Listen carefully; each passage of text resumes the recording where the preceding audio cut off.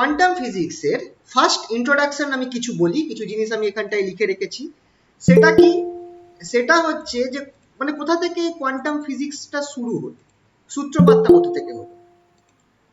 এটার শুরুটা হলো এই কনসেপ্টটা থেকে যে লাইটের ডুয়াল নেচার। এটা তোমরা পড়েছো যে লাইট মানে আলোর দু ধর্ম থাকে, সেটা হচ্ছে একটা হচ্ছে কণা ধর্ম আর একটা হচ্ছে তরঙ্গ ধর্ম, বা light has particle nature as well as wave nature. তো যদি আমরা হিস্ট্রিটা দেখি, হিস্ট্রিতে অনুযায়ী সবার আগে যখন নিউটন লাইট নিয়ে উনি কাজ করছিলেন, তখন ওনার থিওরি ছিল যে লাইটের কর্পাসকুলার নেচার বা পার্টিকেল টাইপ নেচার আছে। এটা নিউটন বলেছিলেন ওনার সময়। আর ওনারই কাছাকাছি টাইমে হাইগেন, উনি কি করলেন, তোমরা হাইগেন প্রিন্সিপালটা পড়েছো অপটিক্সে। হাইগেন কি করলেন, উনি ওনার থিওরি দিয়ে, যে থিওরিগুলো আমরা অপটিক্সের পার্টে পড়েছি, দেখালেন যে কি, যে লাইট কিছু কিছু ফেনোমেনা দেখাতে পারে, যেমন ইন্টারফেয়ারেন্স, ডিফ্র্যাকশন, পোলারাইজেশন, ব্যতিচার, অপবর্তন আর সমবর্তন। এই জিনিসগুলো দেখায়, আর এইগুলো দেখাতে পারে, আর এই জিনিসগুলোকে একমাত্র তরঙ্গ ধর্মের দ্বারা মানে ওয়েভ নেচারের দ্বারাই এক্সপ্লেন করা যেতে পারে। এই তিনটে জিনিস একমাত্র তখনই এক্সপ্লেন করা যাবে যদি আমরা ধরে নিই যে আলোর কি ধর্ম আছে, তরঙ্গ ধর্ম আছে বা ওয়েভ নেচার আছে। তারপর আবার 1895 মোস্ট প্রবাবলি ম্যাক্সওয়েল তখন উনি কি দেখালেন থিওরিটিক্যালি, যে লাইট একটা টাইপের ইলেকট্রোম্যাগনেটিক ওয়েভ। তো এইটা আরো তরঙ্গ ধর্মকে স্ট্রং করলো। এবার লাইট যে ওয়েভ সেটা প্রায় প্রমাণিত হয়ে গেছে, কোনো সন্দেহ নেই এই অবধি। কিন্তু এই যে তরঙ্গ ধর্মটা, ওয়েভ নেচার অফ লাইট, এটা কিছু ফেনোমেনাকে বোঝাতে সক্ষম হচ্ছিল না। কিছু ফেনোমেনা যেমন ফটো ইলেকট্রিক এফেক্ট, আলোক তড়িৎ ক্রিয়া, কম্পটন এফেক্ট, আর ব্ল্যাক বডি রেডিয়েশনের এনার্জি ডিস্ট্রিবিউশন, এই তিনটে জিনিস বা এরকম কিছু জিনিসকে আমরা লাইটের তরঙ্গ ধর্ম দিয়ে আমরা বুঝতে পারবো না। তো সেক্ষেত্রে উপায় কি আছে, তখন সবার আগে ব্ল্যাক বডি রেডিয়েশনকে ইন্ট্রোডিউস করার জন্যই, এই পার্টটা তোমরা পরে লিখে নিও, এটা যখন পাঠাবো তখন তোমরা লিখে নিও, আপাতত তোমরা আমার সাথে ফলো করো। ব্ল্যাক বডি রেডিয়েশনকে যেটা ছিল সেটাকে বোঝাবার জন্য, সেটা এক্সপ্লেন করার জন্য প্ল্যাঙ্ক ফার্স্ট কোয়ান্টাম থিওরিটাকে আনলেন, যেখানে প্ল্যাঙ্ক কি বললেন, যে লাইট বা রেডিয়েশন অ্যাবজর্ব হবে বা এমিট হবে ছোট ছোট প্যাকেটসে, স্মল ডিসক্রিট প্যাকেটসে এই আলোর বা কোনো রকমের বিকিরণ রেডিয়েশনের অ্যাবজর্পশন বা এমিশন ঘটবে। এই যে প্যাকেটগুলোকে প্ল্যাঙ্ক নাম দিলেন কোয়ান্টা। তো এটা ছিল বলতে গেলে আমার কোয়ান্টাম থিওরির স্টার্টিং বলা যেতে পারে, ঠিক আছে। তারপর আইনস্টাইন কি করলেন, আইনস্টাইন এই কোয়ান্টাগুলোর নাম দিলেন ফোটনস হচ্ছে আলোর কণা যাকে বলে। ফোটনস তোমরা এর আগে কোথায় পড়েছো, যখন তোমরা রিলেটিভিটি পড়েছিলে তখন তোমরা ফোটনসের কেসটা পড়েছো। তো আলোর কণাকে বলা হয় ফোটন। আর এই আইনস্টাইন এই যে কোয়ান্টাকে যে ফোটন নাম দিলেন, আর এই ম্যাক্স প্ল্যাঙ্কের যে থিওরিটা আছে কোয়ান্টাম থিওরি, এটা ব্যবহার করে উনি কি করলেন, সেই সময় ফটো ইলেকট্রিক এফেক্টকে সাকসেসফুলি এক্সপ্লেন করলেন। আর ফটো ইলেকট্রিক জেনে রাখা খুব দরকার, ফটো ইলেকট্রিক এফেক্টকে সাকসেসফুলি এক্সপ্লেন করার জন্যই আইনস্টাইন নোবেল প্রাইজ পেয়েছিলেন। যেখানে আইনস্টাইনের সব থেকে বড় কাজ ছিল কিন্তু ওনার রিলেটিভিটি, কিন্তু উনি নোবেল প্রাইজ পেয়েছিলেন due to explanation of photo electric effect. কারণ সেই সময় এটা একটা মানে লোকেরা এটাকে প্রাধান্য দিয়েছিল, এটাই একটা ইম্পর্টেন্ট। আর তখন রিলেটিভিটিকে কেউ পাত্তা দিচ্ছিল না, অনেকে মানতেই চাইছিল না যে এরকমও হতে পারে, ঠিক আছে।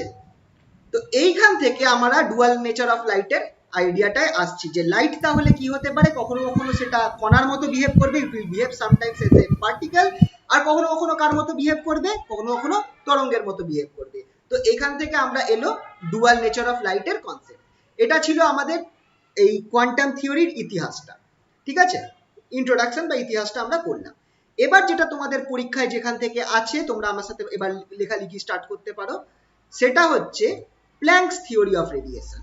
এইটা থেকে তোমরা যদি সিলেবাস দেখো, তোমাদের কি হলো, হ্যাঁ, তোমরা যদি সিলেবাস দেখো তাহলে Planck theory of black body radiation,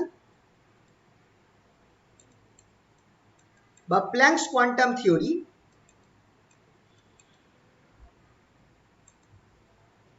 এখান থেকে তোমাদের আছে theory Planck's quantum theory of black body radiation. Sir আগে একটু কি এক পেজ মতন আছে? হ্যাঁ, আমার তো 2 পেজ লেগেছে, তোমাদের 1 পেজের মধ্যে হয়ে যাবে। যা আছে 1 পেজ, জাস্ট হিস্ট্রি, তোমাদের 1 পেজে হয়ে যাবে।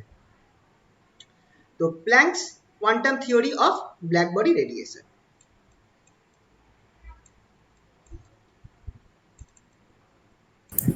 দাদা হালকা করে ঝড় উঠেছে, কারেন্ট যেতে পারে। হ্যাঁ জানি, অবস্থা খুব একটা ভালো নয়।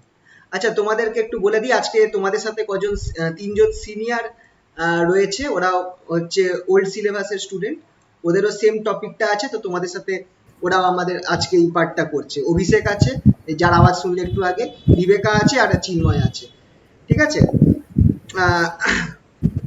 তো চলো। এরা কি সব আমাদের কলেজের নাকি না না না, এরা অনেক কলেজের, মানে রানাঘাট কলেজের আছে, কল্যাণী মহাবিদ্যালয় আছে, কাঁচরাপাড়া কলেজেরও আছে সবাই, তারপর কৃষ্ণনগর কলেজেরও মনে হয় কিছু আছে, 2-3 জন। ওরে বাপরে, গ্লোবালাইজড ব্যাপার, ঠিক আছে পড়া।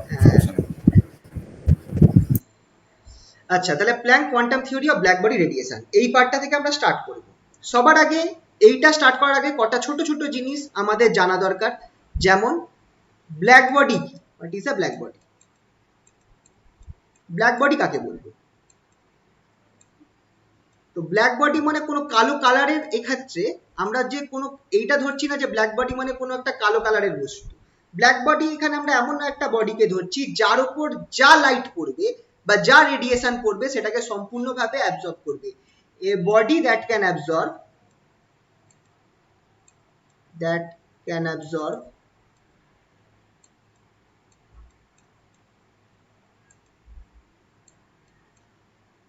all bulb a radiation of all wavelengths, বা দাঁড়াও এটাকে আরেকটু ভালো করে লিখি, আরেকটু ভালো করে লিখি এই কথাটাকে ব্ল্যাক বডিটা বোঝাবার জন্য, যে normally when radiation falls on a body, কোন একটা নর্মাল বডির ক্ষেত্রে falls on a body,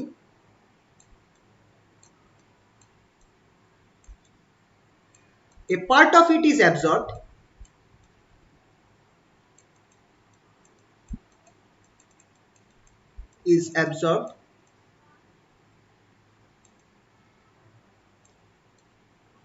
comma, a part of it is reflected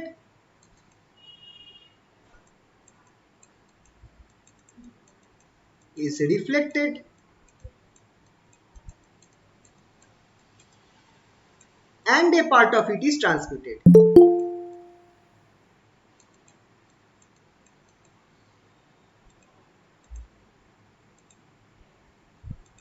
And a part of it is transmitted.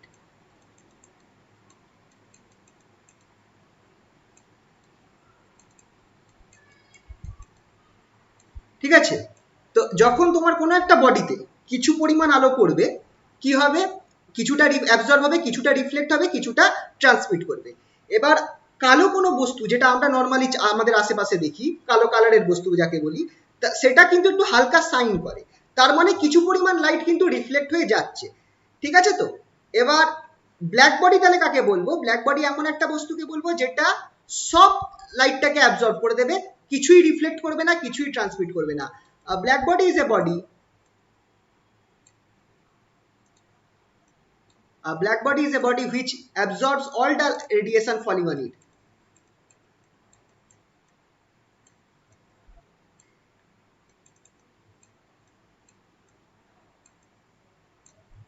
Which absorbs all the radiation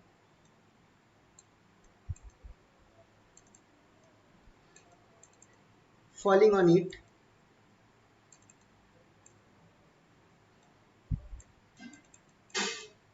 without transmitting, reflecting or transmitting. Without reflecting or transmitting, না transmit করবে না reflect করবে, সবটাকেই absorb করে নেবে। তো এটা হচ্ছে একটা ব্ল্যাক বডির definition.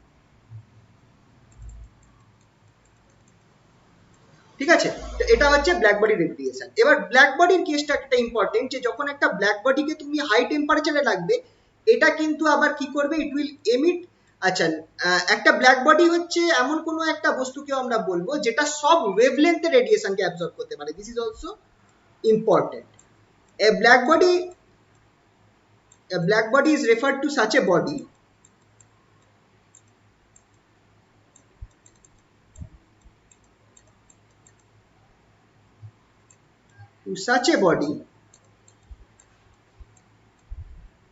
which absorbs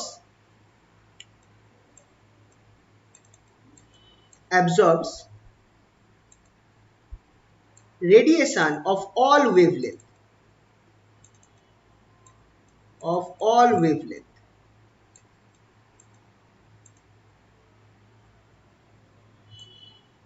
and when a black body is heated,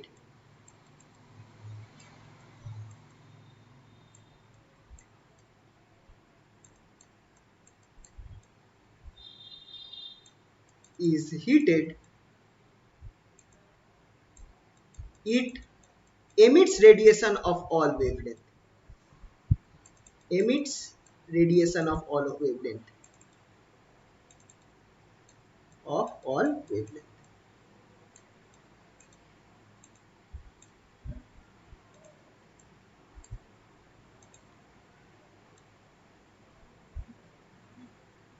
ঠিক আছে।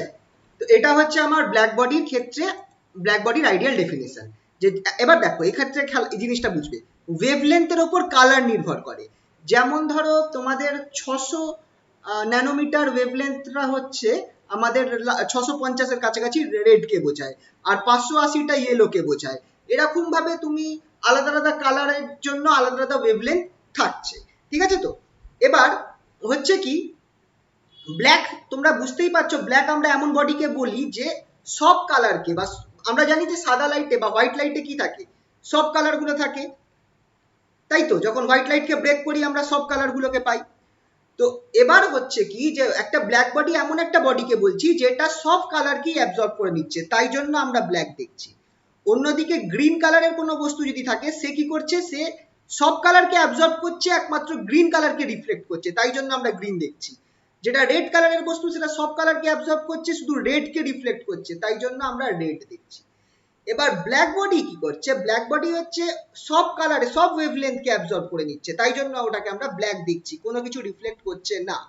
আর ব্ল্যাক বডির আরেকটা ইম্পর্টেন্ট টার্ম, যে ব্ল্যাক বডিকে হিট করা হবে, গরম করা হবে, হাই টেম্পারেচারে রাখা হবে, তখন সে সব ওয়েভলেন্থের রেডিয়েশনও এমিট করতে পারবে। এটা একটা ব্ল্যাক বডির ইম্পর্টেন্ট একটা কি বলবো, একটা প্রপার্টি। ঠিক আছে, এই অবধি কারোর কোনো অসুবিধা? তার মানে যখন এমিট করবে, তার মানে এমিশনের সময় ব্ল্যাক বডিটাকে সাদা করবে না, সাদা শুধু না। এবার কেসটা আছে এখানটায়। এবার যেমন যদি কোনো কিছুকে গরম করা হয়, ওটা কালার চেঞ্জ করে। যেমন লোহাকে গরম করলে প্রথমে লাল হয়, তারপরে ইয়েলো হয়, তারপর একটা টাইমে খুব গরম করলে আবার ব্লুও হয়ে যায় লোহাকে, হাই টেম্পারেচারে। এটা এটা এইসব ওই রেডিয়েশনের কেস ছিল আমাদের, যে টেম্পারেচার যত বাড়ছে, এবার ওয়েভলেন্থ তো সবই বেরোচ্ছে, কিন্তু একটা ওয়েভলেন্থের মানে জোর বেশি, আর আমরা সেই কালারটাকে দেখতে পাচ্ছি। ওটা টেম্পারেচারের উপর নির্ভর করে, ওয়াইন্স ডিসপ্লেসমেন্ট ল যেটাকে বলি। আচ্ছা আচ্ছা, ওই উইন্সার ডিসপ্লেসমেন্ট, ওই জিনিসটা। তো সাদা দেখাবে না, কিন্তু কালার, সব কালারের ওয়েভলেন্থ কিন্তু। স্যার একটা কোশ্চেন। হ্যাঁ বলো। বলছিলাম যে মানে এই ব্ল্যাক বডি যদি সব রেডিয়েশনই অ্যাবজর্ব করে নেয়, তাহলে তো ওকে দেখাই যাবে না। না না, কালো দেখো, দেখাই যাবে না, না কালো দেখো। কালো কালো মানে কালো এমন বলে কোনো কালার হয় না, খেয়াল রাখবে। কালো বলে কোনো কালার হয় না বা কোনো ওয়েভলেন্থ হয় না। কালো ওখান দিয়ে তো কিছু বেরোচ্ছেই না, তো আমার চোখে আসতে হবে। না না, সেভাবে না। আরে কালো জিনিস মানে কি, কোথাও মানে লাইট নেই, বা বুঝতে পারছো তো? হোয়াইট লাইটের মধ্যে সব কালার আছে, কিন্তু কালো বলে কিন্তু কোনো কালার হয় না হিসাব মতো দেখতে গেলে। মানে ওটা হচ্ছে কোনো কালার না থাকাকে তুমি ওটাকে মানে একটা কালো কোনো বস্তুকে কখন দেখছো, যেটা যদি কোনো কিছু সব লাইট অ্যাবজর্ব করে নেয়, কোনো লাইট রিফ্লেক্ট না করে, তখন আমি সেটাকে কালো দেখি। বুঝতে পারলে? এইভাবে ভাবো। আমরা লাল রং কেন দেখছি? কোনো হ্যাঁ স্যার বুঝেছি। লাল রংটাকে সে রিফ্লেক্ট করছে, সেই রিফ্লেক্টেড লালটা আমার চোখে এসে পড়ছে লাইটটা, তার ফলে আমি লাল রংটা দেখতে পাচ্ছি। কিন্তু কালো আমি কখন দেখছি? যখন সে কোনো কিছু রিফ্লেক্ট করছে না। বোঝা গেল? এবার হোয়াইট কালার সব রিফ্লেক্ট করছে, হোয়াইট কালারকে আমি কখন দেখছি? স্যার যখন সেটা সব লাইট রিফ্লেক্ট করছে, তাই জন্য আমি হোয়াইট দেখছি। বোঝা গেল ব্যাপারটা? হ্যাঁ। আচ্ছা, তাহলে এটা ছিল আমাদের ব্ল্যাক বডির আইডিয়া। এবার ব্ল্যাক বডি ইন রিয়েলাইজেশন। কখন রিয়েলি কি আমরা কোনো ব্ল্যাক বডিকে ভাবতে পারি?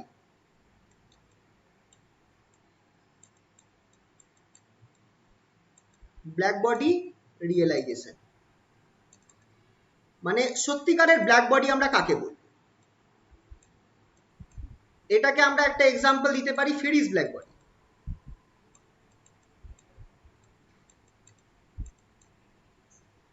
ফেরিস ব্ল্যাক বডি এটা হচ্ছে মানে ইন প্র্যাকটিস একটা ব্ল্যাক বডিকে আমরা যেটা বললাম যে ব্ল্যাক বডি কিন্তু এমন কিছু নয় যেটা কালো কালারের রয়েছে। ব্ল্যাক বডি আমরা এমন একটা জিনিসকে ধরবো যেটা সব রেডিয়েশনকে অ্যাবজর্ব করে নিচ্ছে, কিছু এমিট করছে না। তো তার একটা এক্সাম্পল হচ্ছে ফেরির ব্ল্যাক বডি। সেটা কি হয়? সেটা হচ্ছে তোমার একটা সিলিন্ডার রয়েছে। দাঁড়াও, আমি পুরোটা আঁকি, তারপর তোমরা আঁকবে। আগে আমার সাথে সাথে এগো না, কারণ আমি চেঞ্জ করবো কিছু জিনিস। Hello hello. হ্যাঁ বলছি, একটা কথা রয়েছে, হ্যাঁ বিষয়টা হচ্ছে কি তুমি কি একেবারে ইনিশিয়ালি এখান থেকে ব্ল্যাক বডি থেকেই পড়ানোটা শুরু করেছো, মানে হ্যাঁ হ্যাঁ সেই হ্যাঁ, সেকেন্ড ইয়ারে ব্ল্যাক বডিটা পুরোটাই কভার করবে, তাই তো? ওই জিনিসটাই। হ্যাঁ, ব্ল্যাক বডি ওইখানকার কিছু জিনিস আছে। আচ্ছা, মানে যেগুলো পড়া হয়। কারেন্ট গেল মনে হয়। হ্যালো, কানেকশন আছে? একটু আওয়াজ দিও।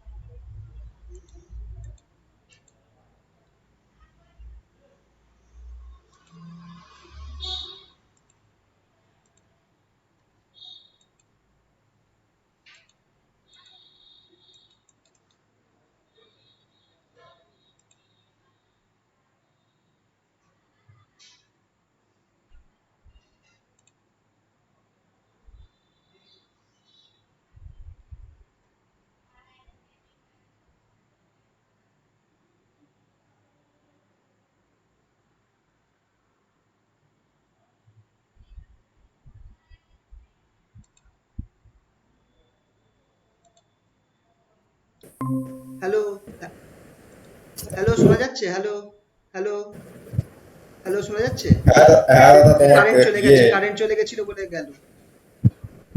আচ্ছা হ্যাঁ হ্যাঁ, তাহলে কি কি পরের দিন কোশ্চেনটা পড়াবেন? আরেকবার কর, কোশ্চেনটা আরেকবার কর, কি বলছিস? হ্যাঁ আমি বলছিলাম যে ওই সেকেন্ড ইয়ারে যেগুলো পড়া হয়নি ওগুলোকে কভার করবে, মোটামুটি আছে, সম্পূর্ণ তো না, কিছু কিছু জিনিস। সেটাই বলছিলাম, এমন কিছু না। আচ্ছা, তো এইটা হচ্ছে একটা, এটাকে বলা হয় একটা ব্ল্যাক বডি। এইটা একটা, হ্যালো হ্যালো, শোনা যাচ্ছে তো? আবার গেল নাকি? হ্যালো, একটু আওয়াজ দিও তো। আরে ইয়ার।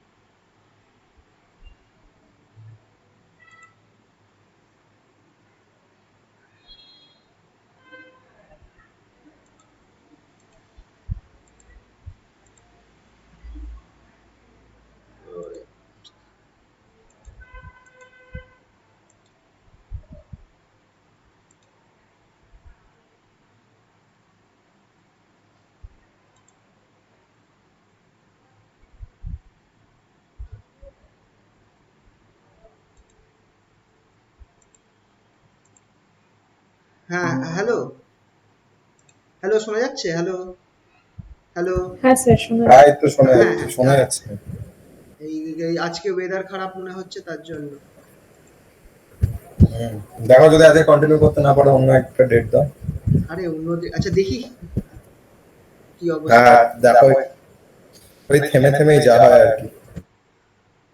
আচ্ছা এইখানটায় যদি আমার একটা রেডিয়েশন,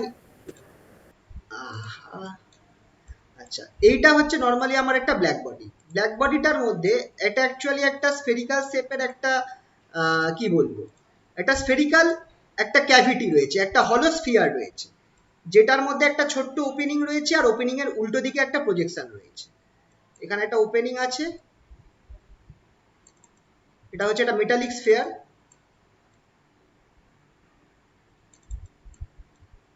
অনেক জায়গায় সিলিন্ডারও ধরা হয়, আমরা স্ফিয়ারটাই দেখেছি। তার একটা ওপেনিং রয়েছে, খুব ছোট্ট একটা ওপেনিং রয়েছে, ওপেনিং এর ঠিক উল্টো দিকে এটা একটা প্রজেকশন রয়েছে,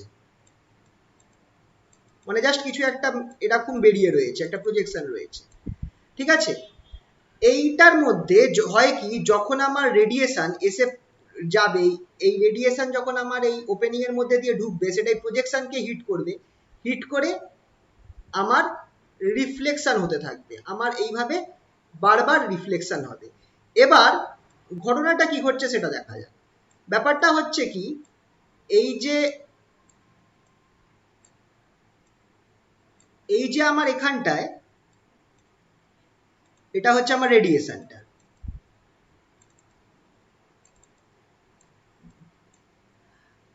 এই যে এইটা যে আমার যে মেটালিক স্ফিয়ারের বাইরেটা আমার নিকেল পলিশ করা রয়েছে,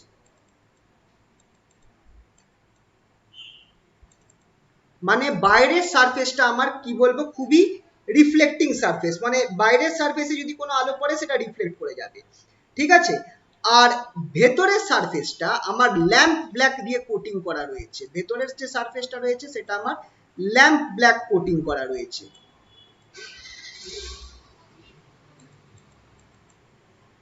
ল্যাম্প ব্ল্যাক, ল্যাম্প সরি ভুল স্পেলিং লিখলাম, ল্যাম্প ব্ল্যাক কোটিং। তার ফলে কি হচ্ছে, যখনই আমার ভেতরের সারফেসে কোনো একটা আলো এসে পড়ছে, যেহেতু ভেতরটা ব্ল্যাক কোটিং আছে, সেই আমার কি হচ্ছে 99% আমার রেডিয়েশনটা অ্যাবজর্ব হয়ে যাচ্ছে। এবার 99% প্রথমবার অ্যাবজর্ব হয়ে গেল, বাকি থাকলো 1%। এবার যখন সেটা রিফ্লেক্ট করে এখানে ধাক্কা খেলো, তখন হলো কি, তখন বাকি যে 99, ওই 1%-এর 99% আবার অ্যাবজর্ব করে গেল। তারপর আবার লাইটটা রিফ্লেক্ট করে যেটুকুনি বাকি রইলো সেটা রিফ্লেক্ট করে যখন এখানটায় ধাক্কা খেলো, তখন সেই বাকিটার 99% আবার অ্যাবজর্ব হয়ে গেল। সরি রিফ্লেক্ট বললাম কি, অ্যাবজর্ব হবে, কিন্তু 99% অ্যাবজর্ব হবে, 1% রিফ্লেক্ট হবে। আর এই বারবার রিফ্লেকশন হচ্ছে বলে আমার কি হবে, পুরো রেডিয়েশনটাই অ্যাবজর্ব হয়ে যাবে। এই জায়গাটা বোঝা গেল? তো এর ফলে এই ওপেনিং এর ভেতরে আমার যা ঢুকছে সেটা সম্পূর্ণভাবে অ্যাবজর্ব হয়ে যাচ্ছে, ঠিক আছে। এই কথাটা আমি লিখে দিচ্ছি যে any radiation entering the enclosure, any radiation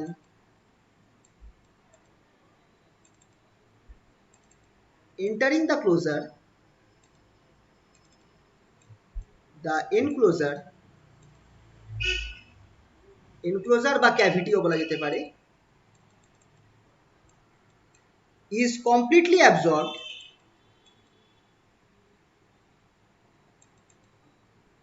absorbed by multiple reflection.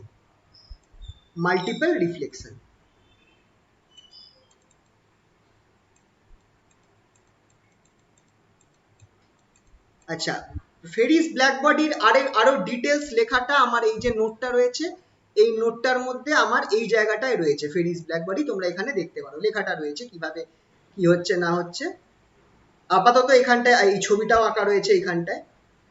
তো আপাতত আমি এখানটায় খুব বেশি ডিটেলস বলছি না, জিনিসটা বোঝা গেল তো ফেরিস ব্ল্যাক বডির কেসটা কি? বলো জিনিসটা বোঝা গেল কিনা? আচ্ছা তাহলে এবার কোথায় গন্ডগোলটা হচ্ছে সেটা দেখা যাক। গন্ডগোলটা হচ্ছে ব্ল্যাক বডির রেডিয়েশন। ব্ল্যাক বডি রেডিয়েশনটা মানে কি, আমরা যেটা বলেছিলাম যে যখন ব্ল্যাক বডিকে হাইট করা হবে, সে কি করছে, সে আবার উল্টে রেডিয়েশন এমিট করবে। মানে তুমি যদি এইটাকে হাই টেম্পারেচারে রাখো, এই বস্তুটাকে হাই টেম্পারেচারে রাখলে এর ভেতর থেকে আবার রেডিয়েশন বাইরে বেরিয়ে আসবে। সেই রেডিয়েশনটাকে স্টাডি করে কিছু দেখা গেল, সেই জিনিসটা কি দেখা গেল, সেটা হচ্ছে আমার ব্ল্যাক বডি রেডিয়েশনের মধ্যে পড়ছে। চলো পরের টপিক, ব্ল্যাক বডি রেডিয়েশন। বা স্যার একটু লেখাটা একবার দেখুন। হ্যাঁ, কোনটা কোনটা? লেখাটা এটা হয়েছে। আচ্ছা, তো এক্ষেত্রে আমরা যে পরের টপিকটায় যাব সেটা হচ্ছে কি, the radiation energy distribution. Radiation energy distribution of black body.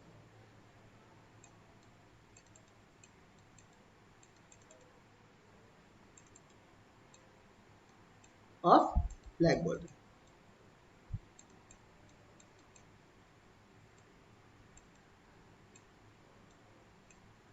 এটাও আমি লিখছি না এখানটায়, কারণ আমার এই নোটের মধ্যে এই জায়গাটায় দেওয়া রয়েছে এর পরের পার্টটা, এই যে radiation energy distribution of black body কি লেখা আছে সেটাকে তোমাদেরকে বলছি। মেনলি আমরা গ্রাফটাকে দেখব, লেখাটা আমার এখানটায় আমি লিখে রেখেছি, সেটা তোমাদেরকে আমি একটু বুঝিয়ে বলছি, ঘটনাটা কি করছে সেটা দেখছি। যেটা আমি বললাম যে ব্ল্যাক বডি যেটা রয়েছে সেটা মানে এই যে ব্ল্যাক বডি, এই ফেরির ব্ল্যাক বডিকেই ধরো, এটা তো সব অ্যাবজর্ব কিভাবে করছে রেডিয়েশন সেটা তোমাদের বললাম।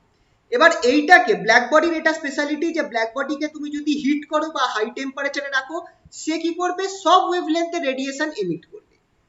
এক্ষেত্রে ব্ল্যাক বডি বা এই জিনিসটাকে তুমি যদি হিট করো বা হাই টেম্পারেচারে রাখো, তাহলে এও কি করবে, সব টেম্পারেচারের, সব ওয়েভলেন্থের, সরি নট টেম্পারেচার, সব ওয়েভলেন্থের রেডিয়েশন এমিট করবে। এবার তুমি যদি এই আলাদা আলাদা ওয়েভলেন্থের রেডিয়েশন যেটা ব্ল্যাক বডি এমিট করছে সেইটা এনার্জি বার করার, দেখো যে কত এনার্জি হচ্ছে প্রত্যেক ওয়েভলেন্থ, আর প্রত্যেক ওয়েভলেন্থের এনার্জি কত সেটা তুমি যদি বার করার চেষ্টা করো, তো তুমি এরকম একটা গ্রাফ দেখতে পারবে। এটা হচ্ছে ওয়েভলেন্থ,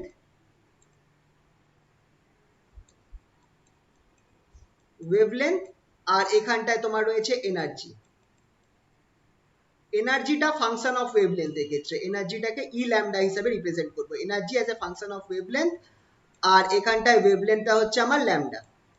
তুমি যদি এই গ্রাফটা আঁকো যে তুমি ব্ল্যাক বডি থেকে আলাদা আলাদা ওয়েভলেন্থের আমার রেডিয়েশন বেরোচ্ছে, প্রত্যেক রেডিয়েশনের কত এনার্জি, লালের যে রেডিয়েশনটা তার কত এনার্জি, ইয়েলো কালারের রেডিয়েশনের কত এনার্জি, তুমি যদি এইভাবে এনার্জি গুলো বার করো আর সেটার একটা গ্রাফ প্লট করো, গ্রাফটা তোমার এরকম আসবে।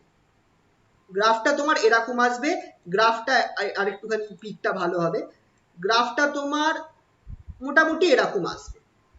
দেখা যাবে যে খুব কম ওয়েভলেন্থ যেগুলো, যাদের ল্যামডাটা কম, তাদের কিন্তু এনার্জিও কম, আবার খুব হাই ওয়েভলেন্থ যারা, তাদেরও এনার্জি কম।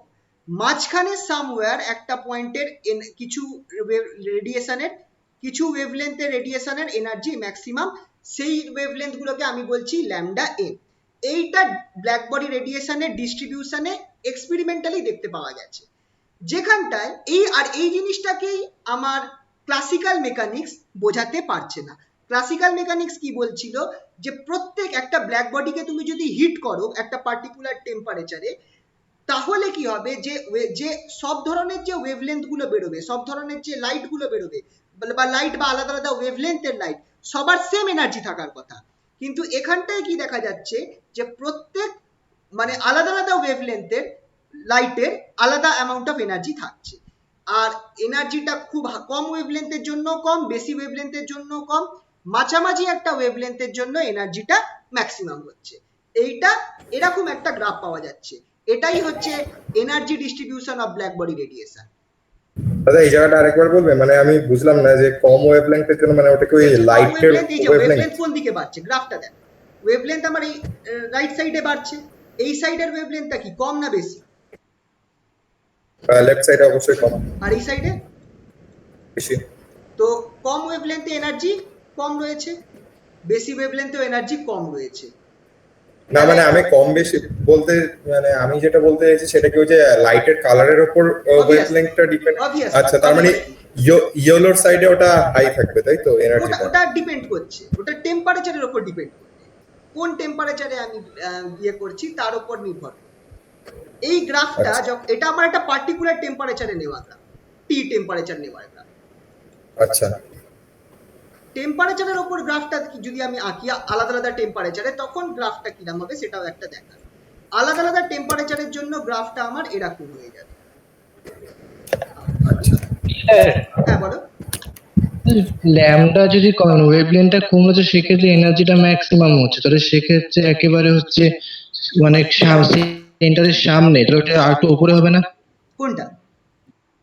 মানে যেটা একেবারে সামনে, যেটা সেন্টারের, হুম সেটা আর মানে ল্যামডার সঙ্গে তো হচ্ছে এনার্জিটা হচ্ছে ইনভার্সলি প্রপোর্শনাল, না, না, ল্যামডা না, কমলে তো এটা তো দেখো এখানে তো আমি বলছি না ইনভার্সলি প্রপোর্শনাল, এটা তো ব্ল্যাক বডি রেডিয়েশন, এটা ওইভাবে ভেবো না। ব্যাপারটা এইভাবে দেখো যে একটা ব্ল্যাক বডিকে তুমি টি টেম্পারেচারে হিট করছো, তার মধ্যে থেকে সব ওয়েভলেন্থ বেরোচ্ছে, কোনটার এনার্জি কত, বুঝতে পারলে?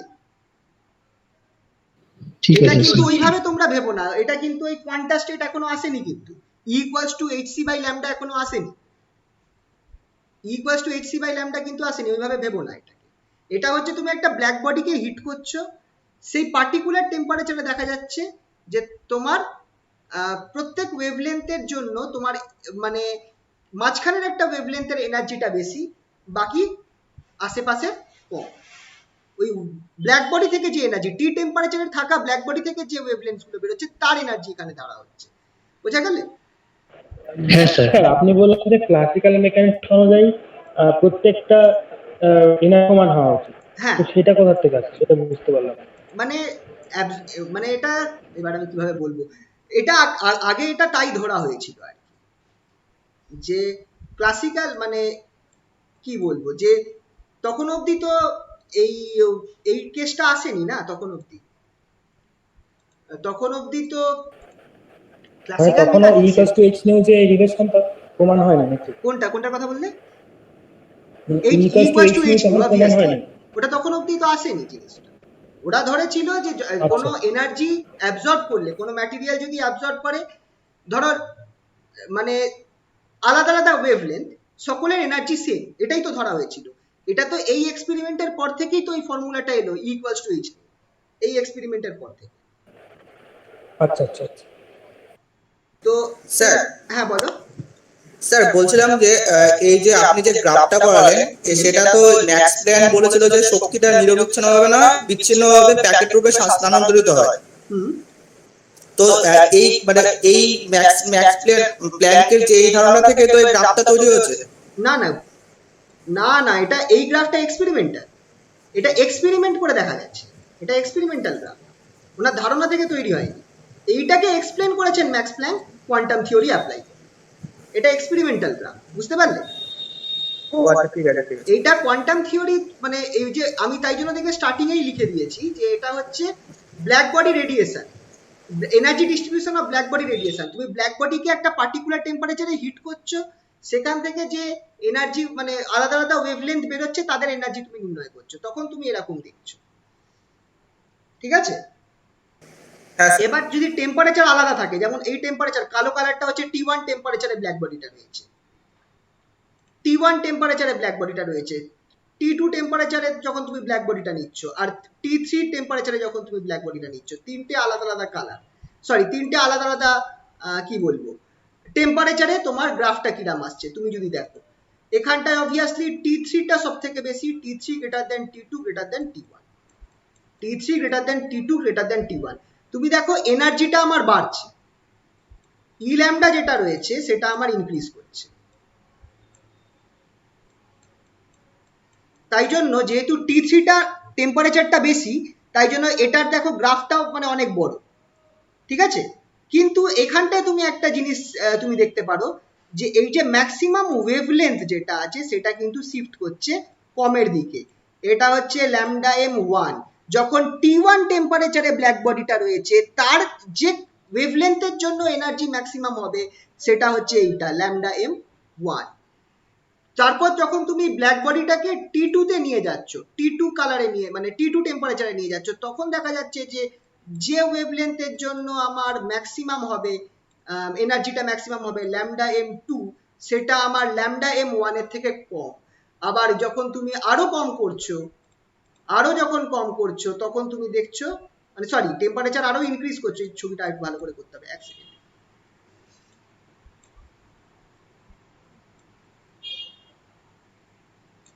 তখন যখন ম্যাক্সিমাম হচ্ছে সেটা আরো পরে হচ্ছে। মানে তোমরা একটা জিনিস খেয়াল করে দেখো, টেম্পারেচার বাড়লে ল্যামডা এম ম্যাক্সিমাম যে ওয়েভলেন্থের জন্য তোমার এনার্জি ম্যাক্সিমাম হচ্ছে, সেই ওয়েভলেন্থটা কি করছে, কমছে না বাড়ছে?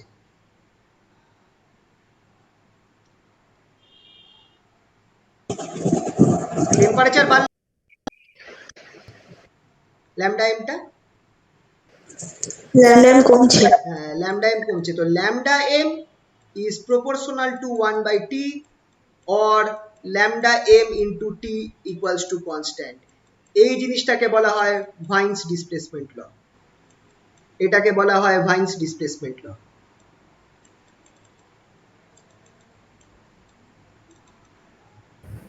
উচ্চারণটা ওয়াইন্স না উইন্স? ভাইন্স যাই হোক, ওরকম কিছু একটা হবে। এইটা ঠিক আছে, এই জিনিসটাকে বোঝাচ্ছে। এটা ছিল ব্ল্যাক বডি, মানে আমি প্রবলেমটা জাস্ট তোমাদের এখানে বলছি যে কি জিনিসটা এক্সপ্লেন করতে যাইনি আর কি কারণে তোমার এই প্ল্যাঙ্কের থিওরিটাকে আসতে হলো, কি কারণে প্ল্যাঙ্কের থিওরিটা আসতে হলো। তো এইটা ছিল সেই জিনিসটা, ব্ল্যাক বডি রেডিয়েশনের ডিস্ট্রিবিউশনটা মানে এক্সপ্লেন করা যাচ্ছিল না। এই যে কারণ ক্লাসিক্যাল মেকানিক্স অনুযায়ী কোনো একটা বস্তু যে সব ওয়েভলেন্থের মানে ওয়েভলেন্থের লাইট ছাড়ছে, সবার এনার্জি সেম হওয়া উচিত, যেটা ক্লাসিক্যাল মেকানিক্স বলছে। কিন্তু সেইটা দেখা গেছে যে হচ্ছে না, রিয়েলিটিতে সেই জিনিসটা হচ্ছে না। এই ব্ল্যাক বডি রেডিয়েশনে এই ব্যাপারটা দেখা যাচ্ছিল না। তো এবার প্ল্যাঙ্কের থিওরিটা কি, planks black body radiation. Planks black body radiation, এইটা থেকে এটা তোমাদের পরীক্ষায় আসতে পারে, এখান থেকে ডেরিভেশন আসতে পারে। Planck's law of black body radiation.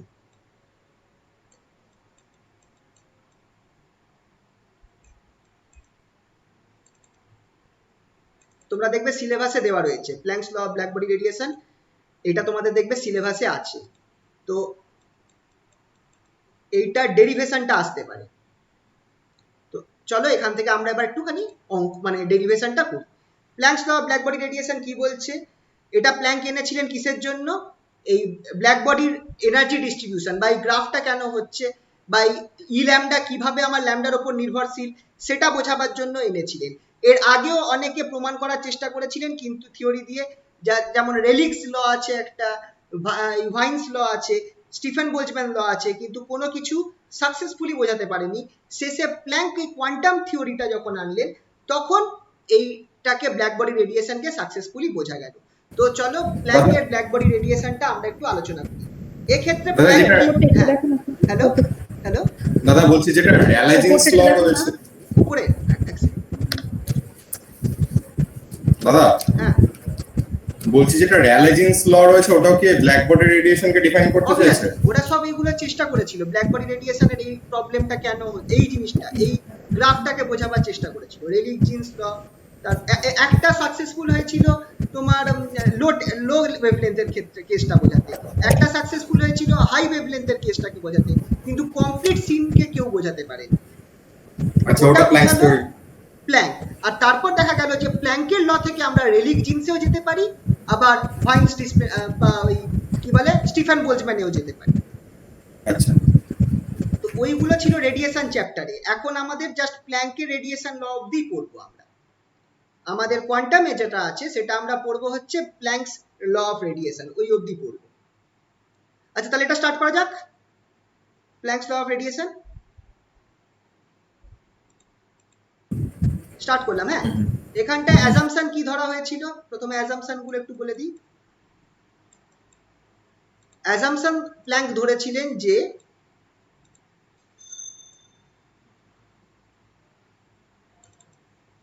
আমার যে ব্ল্যাক বডিটা রয়েছে সেই ব্ল্যাক বডিটা অনেক মধ্যে অ্যাকচুয়ালি অনেকগুলো অসিলেটর রয়েছে। এই অসিলেটর গুলো কি হতে পারে, এই যে তোমরা উপরে যে আমি ফেরিস ব্ল্যাক বডি এঁকেছি, এই ব্ল্যাক বডিটার ভেতরে তো হাওয়া থাকতে পারে, তো সেই হাওয়ার মলিকিউলস গুলো অসিলেটরের মতো কাজ করছে।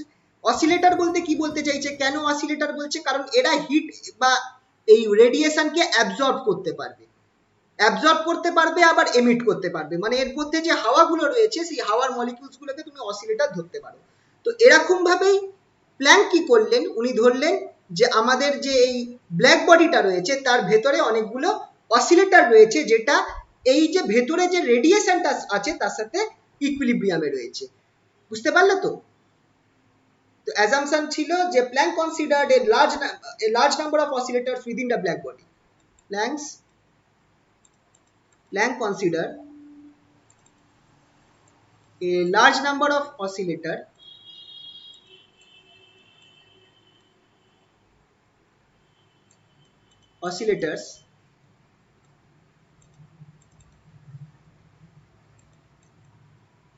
within the black body in equilibrium with the temperature.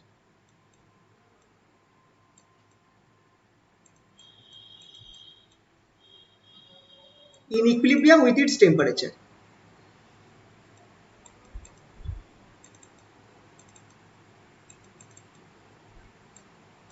With the temperature of black body. Black বডিটাকে হিট করেছি, মানে একটা পার্টিকুলার টেম্পারেচারে ব্ল্যাক বডিটা রয়েছে।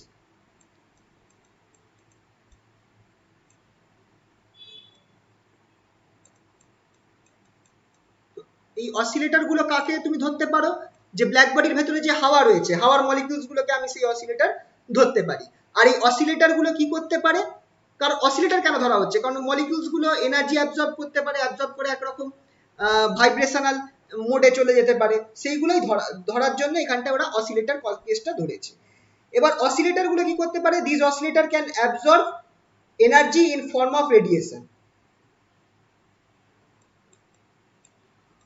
These oscillators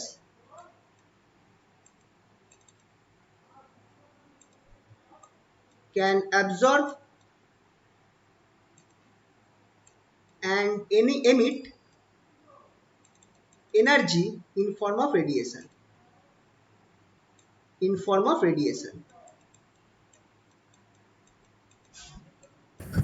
বলছি এর মধ্যে কি আল্ট্রাভায়োলেট ক্যাটাস্ট্রফি রয়েছে? আল্ট্রাভায়োলেট এটার মধ্যে মানে বুঝলি না, এটার মধ্যে নেই। আরে আবার কারেন্ট গেল। হ্যালো, কানেকশন আছে? একটু আওয়াজ দিও তো। হ্যালো হ্যালো হ্যালো, হ্যাঁ আছে, কানেকশন আছে তো? হ্যাঁ আজকে থমকে গেছিল কানেকশন, কারেন্ট গেল আবার। আচ্ছা, দেখা যাচ্ছে তো স্ক্রিনটা? হ্যাঁ আচ্ছা, the oscillator can absorb or emit energy in form of radiation, but this emission and absorption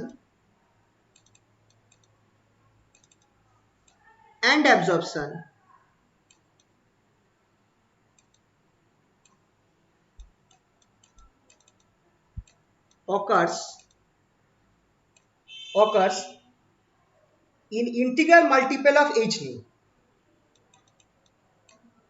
in small packets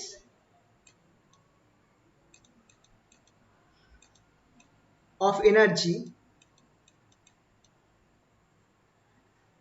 equal to integral multiple of h nu.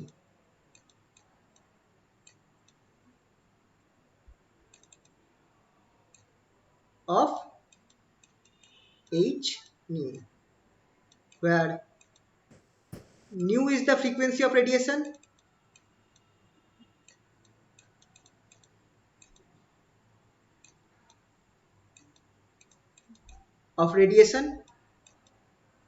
and h is Planck constant.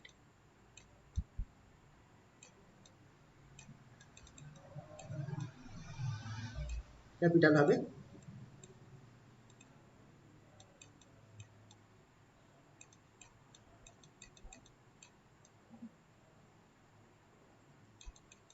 ঠিক আছে, তাহলে যে energy, এই যে oscillator গুলো আছে যারা energy absorb করতে পারে বা এমিট করতে পারে, সেই অ্যাবজর্পশন আর এমিশন অফ এনার্জি হয় ইন্টিগ্রাল মাল্টিপল অফ এইচ নিউতে, যেখানে নিউটা হচ্ছে আমার রেডিয়েশনের ফ্রিকোয়েন্সিটা আর এইচটা হচ্ছে আমার প্ল্যাঙ্ক কনস্ট্যান্ট। ঠিক আছে, এবার তাহলে according to Maxwell Boltzmann distribution, সেই সময় অবধি থার্মোডাইনামিক্স চলে এসেছিল, তো ম্যাক্সওয়েল বোলজম্যান ডিস্ট্রিবিউশন ছিল। তো according to Maxwell Boltzmann distribution, equals to n naught e to the power minus r. Hello, connection আছে তো? Yes. Distribution, according to Maxwell Boltzmann distribution,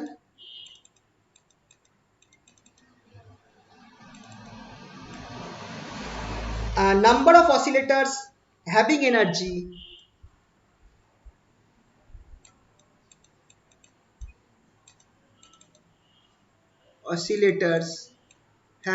energy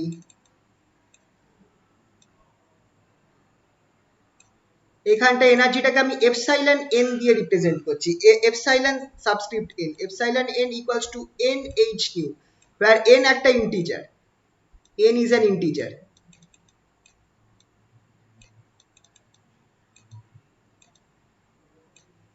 n এখানে একটা ইন্টিজার।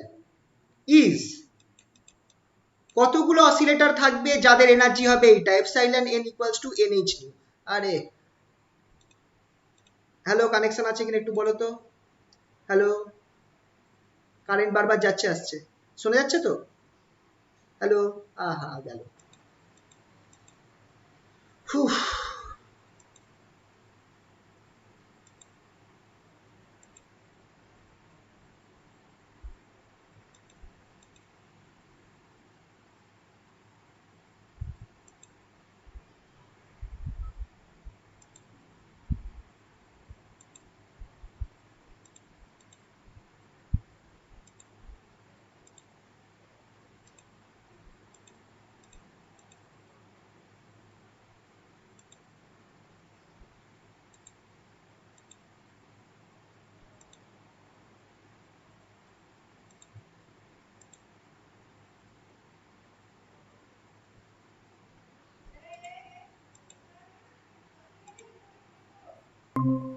হ্যাঁ হ্যালো, হ্যালো শোনা যাচ্ছে?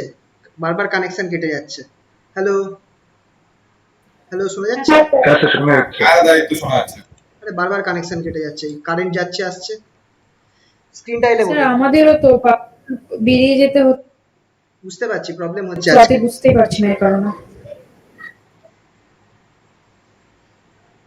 আরে এরকম এই সময় আজকে খুব প্রবলেম। তোমাদের ওদিকে কি ঝড় উঠেছে কি? আমাদের এখানে অনেক বৃষ্টি হচ্ছে, ঝড় ঠিক হচ্ছে না। ও আচ্ছা, একটুখানি কষ্ট করে করা যাক আর একটুখানি।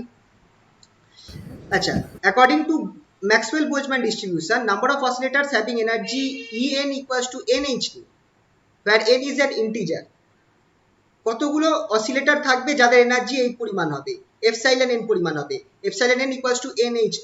ম্যাক্সওয়েল বোলজম্যান স্ট্যাটিস্টিক্স বলছে যে সেরকম অসিলেটরের সংখ্যা হচ্ছে এইটা, n subscript small n equals to n0 e to the power minus epsilon n by kt।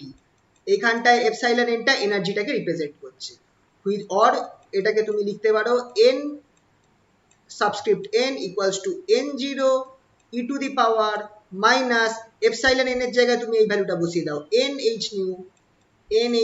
By kt। এই ফর্মুলাটাকে তোমরা তো স্ট্যাটিস্টিক্যাল মেকানিক্স পড়োনি, এই অভিষেকরা পড়েছে, ওরা জিনিসটা বুঝতে পারবে। তো এই জিনিসটা আপাতত তোমরা মাথায় রাখতে পারো, এটাকে তোমরা মুখস্থ করে নিও যে এই ফর্মুলাটা হবে, ঠিক আছে? এইটা পরে তোমরা যখন স্ট্যাটিস্টিক্যাল মেকানিক্স পড়বে তখন এই জিনিসটা আরো ভালোভাবে বুঝতে পারবে, ঠিক আছে? n0টা কি? n0টা হচ্ছে, আচ্ছা এখানে লিখি, n0 is the number of oscillators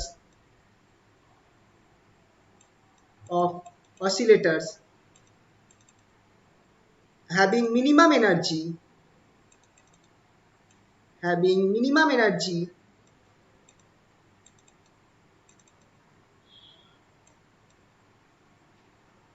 epsilon 0। এখানে কেসটা ধরা হয়েছে কি, আমরা ধরছি যে মিনিমাম এনার্জি একটা যদি থাকে এপসাইলন 0, তো কতগুলো অসিলেটরের এই মিনিমাম এনার্জিটা থাকবে, সেটা হচ্ছে n0 সংখ্যক অসিলেটরের। আর এদের এখানটায় আমার সেখানে আমার তাহলে কতগুলো অসিলেটরের এনার্জি থাকবে আমার এপসাইলন n, সেটা হচ্ছে n subscript n equals to n0 e to the power minus nhν by kt, ঠিক আছে, এইটা হচ্ছে আমাদের ফর্মুলা। এবার যেহেতু ব্ল্যাক বডির মধ্যে আমার 0 থেকে ইনফিনিটি প্রত্যেক এনার্জির অসিলেটর স্যার থাকবে। হ্যাঁ বলো। বলছি যে ম্যাক্সওয়েল বোলজম্যানের যে এনার্জি ডিস্ট্রিবিউশন ওটা কি সেটা থার্মোডাইনামিক্স ওই ল থেকে নিয়ে এসছে? হ্যাঁ হ্যাঁ হ্যাঁ, ওইখানকার থেকেই তো ম্যাক্সওয়েল বোলজম্যান তো ওখানেই আছে। অ্যাকচুয়ালি এটা ওইখানকার স্ট্যাটিস্টিক্স, ফর্মুলা এটা সম্পূর্ণ আলাদা। একটু আলাদা লাগবে। এটা স্ট্যাটিস্টিক্যাল মেকানিক্সে তোমরা এই জিনিসগুলো পড়বে। স্ট্যাটিস্টিক্যাল মেকানিক্স যখন তোমরা পাবে, আই থিঙ্ক তোমাদের 6th সেমিস্টারে এটা আছে। আচ্ছা, এবার এই ফর্মুলাটা তাই জন্য বললাম মেমোরাইজ করে নিতে। কিছু কিছু এখানটায় এমন ফর্মুলা থাকবে যেগুলো তোমায় মেমোরাইজ করতে হবে, কিছু করার নেই। এইগুলো কোথায় হুট করে আসছে তোমরা প্রথমে বুঝতে পারবে না, ঠিক আছে? তো এবার যেহেতু অসিলেটরটার মধ্যে ব্ল্যাক বডির মধ্যে অল মানে 0 থেকে ইনফিনিটি সব ধরনের এনার্জির অসিলেটর থাকতে পারে, as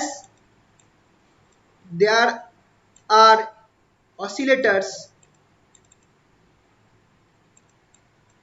from energy oscillators of energy 0 to infinity inside the black body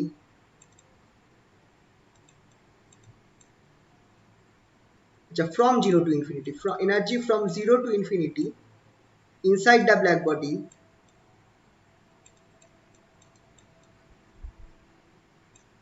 the average energy কত হবে of each oscillator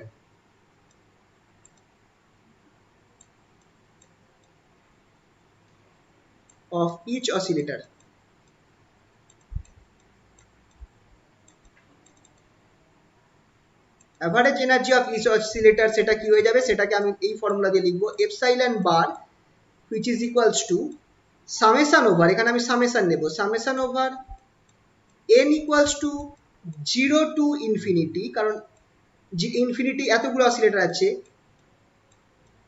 n n epsilon n। খেয়াল করে দেখো n n সংখ্যক অসিলেটরের এনার্জি হচ্ছে এপসাইলন n। এবার তুমি এখানে n 0 থেকে n ইনফিনিটি ধরছো।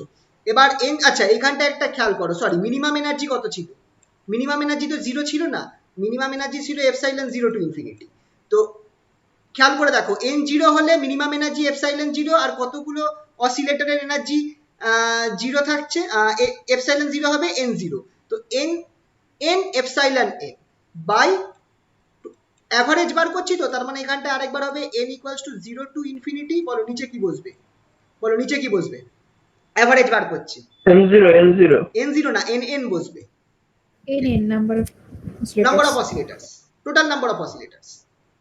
এখানে আছে total number of oscillators into energy of each oscillator by total number of oscillator. এইটা করলে আমি অ্যাভারেজ এনার্জিটা বার করতে পারবো। এবার কি করব, n n এর ফর্মুলাটা বসিয়ে দাও, n n এর ফর্মুলাটা বসিয়ে দাও। n n এর ফর্মুলা কি ছিল, which implies epsilon equals to summation over n equals to 0 to infinity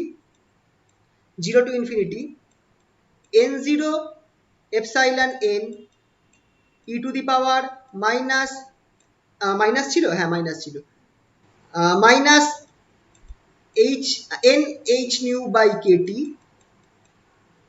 by নিচে কি হবে, summation over n0 to infinity n equals to 0 to infinity n0 e to the power minus nh nu by kt। যেহেতু এক্ষেত্রে n0টা একটা constant, তাই ওপর নিচে cancel out হয়ে যাবে, n0টা ক্যান্সেল আউট হয়ে যাবে। ক্যান্সেল আউট হয়ে গেলে আর এপসাইলন nটাকে কি লিখতে পারি, এই জিনিসটা লিখতে পারি, এই nh nu। তাহলে আমার এখানটায় ই এপসাইলনটা কি হয়ে যাবে, দেখো ই এপসাইলন হয়ে যাবে সামেশন ওভার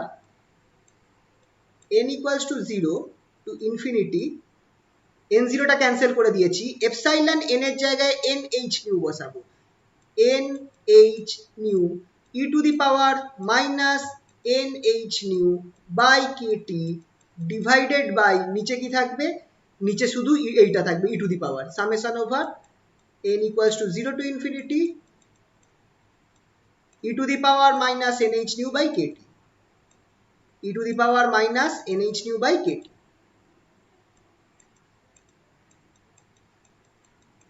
ঠিক আছে, এই অবধি হলো। এবার আমি করব কি, আমরা এই যে NH নিউ বাই কেটি, এখানে আমাকে কিছু একটা করতে হবে। আমি এক কাজ করি, স্যার হ্যাঁ বলো বলো। NH নিউটা কেন হলো? কোনটা ধরা, তাই তো ধরা হয়েছে না, চেক করো। আমরা তো এটাই ধরেছি, এনার্জি এপসাইলন এনটা কি, NH নিউ। তো যেখানে যেখানে আমার এপসাইলন এন আছে, কোথায় কোথায় NH। আর আর আরেকটা জিনিস, N0 NN টা কি, NN টা হচ্ছে N0 e to the power minus epsilon N by KT. Epsilon এনটা কি, NH নিউ বাই কেটি। তাই জন্যই তো আমার এখানটায় এইটা আসছে, ঠিক আছে। বুঝা গেল? এখানটা তো NN ছিল না, NN ছিল, NN এর জায়গায় আমি লিখেছি N0 e to the power minus NH nu by kT. বুঝা গেল তো? হ্যাঁ হ্যাঁ স্যার। আচ্ছা এবার দেখো, যেহেতু এখানে n n একটা টার্ম, যেহেতু এখানেও n রয়েছে আর এখানেও n রয়েছে, কখনোই তুমি কিন্তু ওই ওপর নিচ কাটতে পারবে না, কারণ এখানে একটা n টার্ম রয়েছে। nটা যদি না থাকতো তাহলে ওপর নিচ কেটে দেওয়া যেত, এখানে n কিন্তু গন্ডগোল করবে। এবার আমি এখানে একটা কাজ করব, আমরা কনসিডার করব লেট একটা নতুন ভ্যারিয়েবল বা একটা কোয়ান্টিটি ধরবো x equals to e to the power minus h nu by kT, এটাকে আমি x ধরলাম। যদি ধরি তাহলে তোমরা x হচ্ছে, দেখো e to the power minus h nu by kT, তাহলে এই জিনিসটাকে আমি কি লিখতে পারবো বলো তো? এই জিনিসটাকে কি লিখতে পারবো? e to the power minus nh nu by kT, এটা কি হয়ে যাবে? x to the power n, একদম x to the power n। তাহলে epsilon n, sorry epsilon bar average energy, সেটা আমার কি হচ্ছে দেখো, summation over n equals to 0 to infinity, n equals to 0 to infinity, n আছে, h নিউ আছে, x to the power n বসিয়ে দেব, বাই নিচে যেটা আছে summation over n equals to 0 to infinity, এখানেও কি হয়ে যাবে, x to the power n বসে যাবে। বাইরে কি আনতে পারি, h নিউটাকে আমি বাইরে আনতে পারি। বা এবার আমি একটা কাজ করি, এবার আমি এখানে একটা কাজ করি, এটা লিখলাম তো, তুমি একটা কাজ করো, n এর জায়গায় কিছু ভ্যালু বসিয়ে দাও, 1 2 3 4 বসিয়ে দাও, আপ টিল 4 বা অবধি তুমি n এর জায়গায় ভ্যালু বসিয়ে দাও, দেখো কি হয়। তাহলে আমার এপসাইলন বার কি হয়ে যাবে, n এর জায়গায় যদি আমি আপ টিল 4 ভ্যালু বসিয়ে দিই। সবার আগে আমি কি করতে পারি, h নিউটা কনস্ট্যান্ট আছে বাইরে নিয়ে আসি, তারপর n এর জায়গায় ভ্যালু বসাই। তাহলে h যখন n 1 হবে, n যখন 1 হবে আর x টু দি পাওয়ার 1 হবে, তাহলে আমার এটা হয়ে যাবে শুধু x। তারপর n এর ভ্যালু 2, x টু দি পাওয়ার 2, তারপর n এর value 3, x to the power 3। Zero থেকে নেবো না দাদা? জিরোটার জন্য কি হবে, এখানে n 0 হলে তো 0ই জিরো হয়ে যাচ্ছে না, থেকে ভালো হবে কেন? কিন্তু n আছে না, n আছে না, n 0 0 ও হয়ে যাবে হ্যাঁ না। হ্যাঁ হ্যাঁ।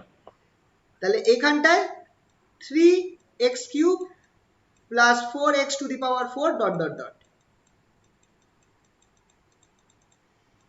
বাই নিচে কি হবে, নিচে এবার দেখো, নিচে আমার এখানটায় x to the power n, তার মানে 1 থেকে স্টার্ট হবে, 1 x x স্কোয়ার এরকম চলতে থাকবে, 1 plus x plus x square plus x cube plus dot dot dot. এবার এই ওপরের টার্মে এক কাজ করা যাক, ওপর টার্ম থেকে x কমন নিতে পারবো। ওপরের টার্মটা যেটা আছে এপসাইলন বার ইকুয়ালস টু, এখানে আমি এক কাজ করি, h নিউ x কে কমন নিয়ে নিই, তাহলে আমার পড়ে থাকছে দেখো 1 plus 2x square plus 3x, sorry 1 plus 2x plus 3x square plus 4x cube, এরকম চলতে থাকবে, 1 plus 2x plus 3x square plus 4x cube plus dot dot dot চলতে থাকবে।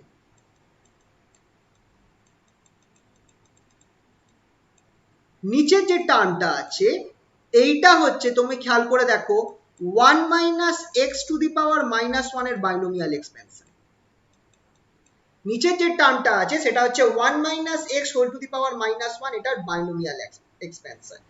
আর এই ওপরের যে টার্মটা আছে সেটা হচ্ছে 1 minus x two the power minus 2, তার binomial expansion. Epsilon bar equals to h new x, উপরের টার্মটা হয়ে যাবে 1 minus x two the power minus 2, আর নিচের টার্মটা হয়ে যাবে 1 minus x two the power minus 1। কেটে কুটে আমার কি পড়ে থাকবে, which implies epsilon equals to সবকিছু মেরে কেটে পড়ে থাকবে h nu x by 1 minus x, এই জিনিসটা আমার পড়ে থাকবে। কি করে হলো একটুখানি জাস্ট ফর্মুলাটা মনে রাখার জন্য লিখে রাখি, as 1 minus x, এই বাইনোমিয়াল কিছু এক্সপেনশন কিন্তু খুব ভালোভাবে মুখস্থ রাখতে হবে, না হলে কিন্তু অনেক জায়গায় কাজে লাগে। 1 plus x plus x square plus x cube, এই জিনিসটা, and 1 minus x whole to the power minus 2, এটা আমাকে এই জিনিসটা দেবে 1 plus 2x plus 3x square plus dot dot dot। ঠিক আছে, এই ফর্মুলা দুটো মাথায় রাখবে, কারোর যদি কিছু মিস থাকে দেখে নিতে পারো।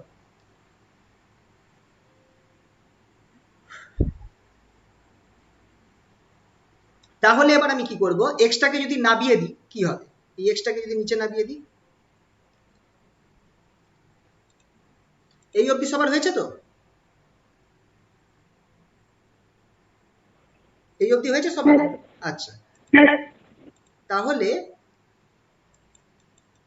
এপসাইলন বারকে আমি কি লিখতে পারি, which implies epsilon bar equals to, এটা আমার হবে h nu বাই তোমার হয়ে যাবে 1 by x minus 1, 1 by x minus 1, 1 by x টাকে আমি কি লিখতে পারি, which implies h nu by x to the power minus 1 minus 1। এবার x to the power minus 1 টা কি হয়ে যাবে, x to the power minus 1 টা আমার হয়ে যাবে, খেয়াল করে দেখো, equals to h nu by e to the power h nu by kt minus 1, এই জিনিসটা হবে। কারণ x টাকে আমি কি ধরেছিলাম, x টাকে আমি ধরেছিলাম হচ্ছে e to the power minus h nu by kt। যদি খেয়াল করো একবার উপরে দেখে, e to the power minus h nu by kt, তাহলে x minus 1 হবে e to the power h nu by kt, x to the power minus 1 হয়ে যাবে e to the power h nu by kt, এটা h, ঠিক আছে তো? তাহলে এটা আমার বেরোলো অ্যাভারেজ এনার্জি। ঠিক আছে, এই অবধি হয়েছে সবার? এবার এখানে আরেকটা ফর্মুলা তোমাদের মুখস্থ রাখতে হবে, কারণ এই মোমেন্টে তোমরা এই ফর্মুলাটা কোথা থেকে আসছে সেটা তোমরা এই মোমেন্টে বার করতে পারবে না, এটা তোমরা পরে সলিড স্টেট যখন পড়বে তখন এই ফর্মুলাটা তোমরা পাবে। সেটা হচ্ছে যে ইফ দেয়ার আর, এই ফর্মুলাটা মুখস্থ রাখতে হবে, if there are n new oscillators per unit volume,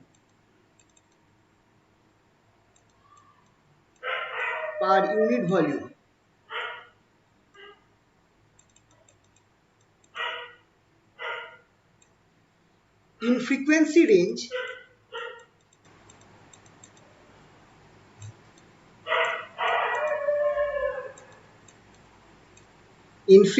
range between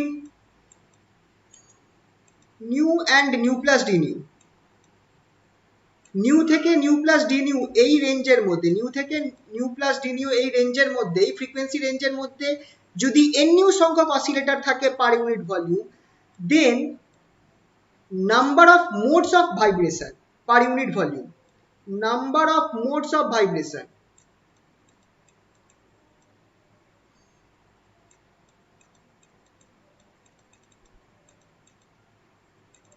per unit volume, সেটা কি হয়ে যাবে, is given by n nu d nu equals to 8 pi by c, 8 pi by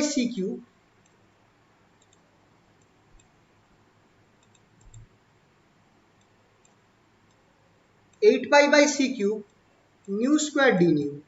এই ফর্মুলাটাকেও আপাতত তোমাদের মেমোরাইজ করে নিতে হবে, কারণ এই মোমেন্টে এটার প্রুফ, একটা বড় প্রুফ আছে, সেই প্রুফটা তোমাদের এই মোমেন্টে করানো যাচ্ছে না, ওইটা তোমরা পরে করবে। এখানে মোডস অফ ভাইব্রেশন তোমরা খেয়াল রেখো, মোডস বলতে আমি কি বলতে চাইছি তোমরা খেয়াল করো, একটা তারকে তুমি এইভাবে ভাইব্রেট করাতে পারো, মনে পড়ছে? n equals two 1। আবার একটা তারকে এইভাবে ভাইব্রেট করাতে পারো, একটা স্ট্রেট স্ট্রিংকে, এটা n equals two 2 3 sorry n equals two 2 কি হবে? এইভাবে তুমি ভাইব্রেট করাতে পারো, n ইকুয়ালস টু 2। মনে পড়ছে? একটা স্ট্রেট স্ট্রিংকে কতভাবে ভাইব্রেট করানো যেতে পারে? এইভাবে ভাইব্রেট করানো যেতে পারে, এইভাবে করানো যেতে পারে, এইভাবে করানো যেতে পারে। তো এইটাকে বলে modes of vibration straight string এর জন্য। মনে পড়ছে এই জিনিসটা? হ্যাঁ অ্যাকোস্টিক স্যার। হ্যাঁ, এইটাকে বলে মোডস অফ ভাইব্রেশন। এইভাবে ভাইব্রেট করবে মাঝখান থেকে, আবার এইভাবে ভাইব্রেট করে, এইভাবে ভাইব্রেট করতে পারে, এইগুলোকে বলে মোডস অফ ভাইব্রেশন। এবার এই মোডস অফ ভাইব্রেশন যেহেতু এটা 3 ডাইমেনশনাল কেস, এক্ষেত্রে মোডস অফ ভাইব্রেশনটা তোমার এরকম একটা কিছু বেরোবে। অনেকগুলো অসিলেটর রয়েছে 3 ডাইমেনশনাল কেস, সেক্ষেত্রে ক্যালকুলেশন করে একটা বড় ডেরিভেশন আছে 1 পেজের 2 পেজের, সেটা করলে তোমার এই জিনিসটা আসবে। তো এই মোমেন্টে এই ডেরিভেশনটা তোমাদের করানো যাচ্ছে না, তোমরা এখন করবে কি, এইটা আপাতত মুখস্থ রাখবে, ফর্মুলাটা মুখস্থ রাখবে। Number of modes of vibration per unit volume n nu d nu equals to 8 pi by c cube nu square d। ঠিক আছে? তাহলে এবার এখানটা একটা জিনিস দেখো, একটা as average energy of one oscillator is energy of one oscillator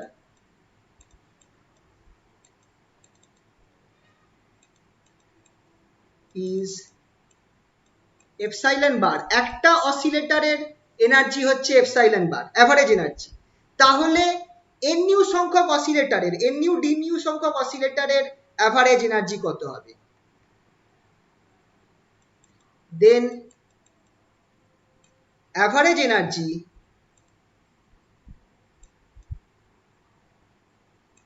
of n nu d nu oscillators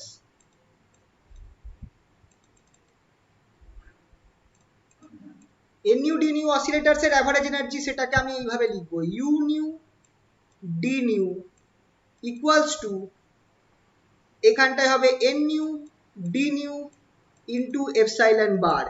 n nu d nu টা একটু আগে আমরা কি বার করলাম? এই জিনিসটা বার করলাম, বসিয়ে দাও, which gives 8 pi by c cube by c cube, তারপর কি থাকছে? Nu square d nu। Epsilon বারটা কি বেরিয়েছিল? এপসাইলন বারটা আমার বেরিয়েছিল h nu by e to the power h nu by kt minus 1, এই জিনিসটা পেয়েছিলাম। তাহলে এইখানে ক্যালকুলেট করলে ফাইনাল ফর্মে যেটা বেরোচ্ছে সেটা হচ্ছে which implies u nu d nu equals to 8 pi h nu cube d nu by c cube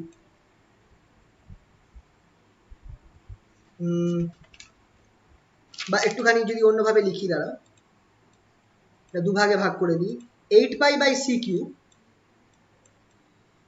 h nu cube d nu, নিচে আমার হয়ে যাবে e to the power h nu by kt minus 1। এই যে যেটা পেলাম এটাই হচ্ছে আমার Planck's law of radiation. This is known as Planck's law of radiation. এটা ইউ কিন্তু, হ্যাঁ, এটা u nu d nu. Sir বলছি তো উপরে তুলবেন, মানে একটু উপরে। কোথা থেকে বলো? অ্যাভারেজ থেকে নাকি আরো উপরে? স্যার হ্যাঁ এইটুকু।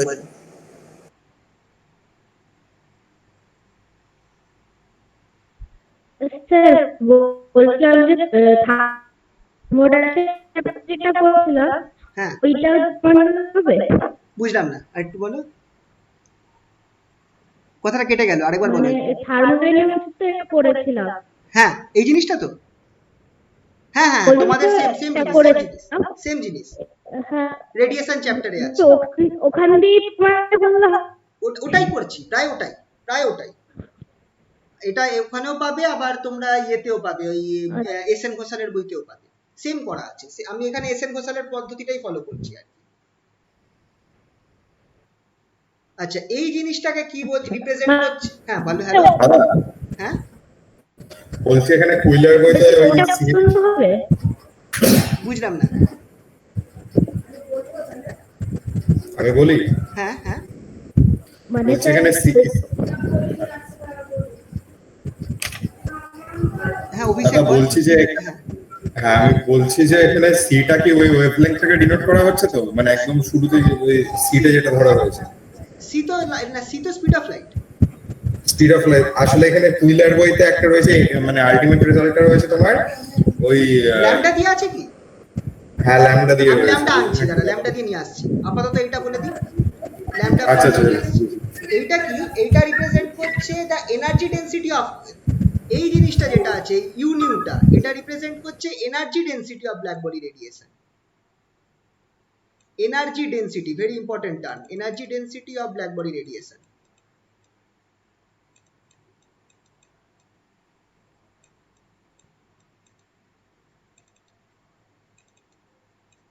Energy density of black body radiation within frequency range, within frequency range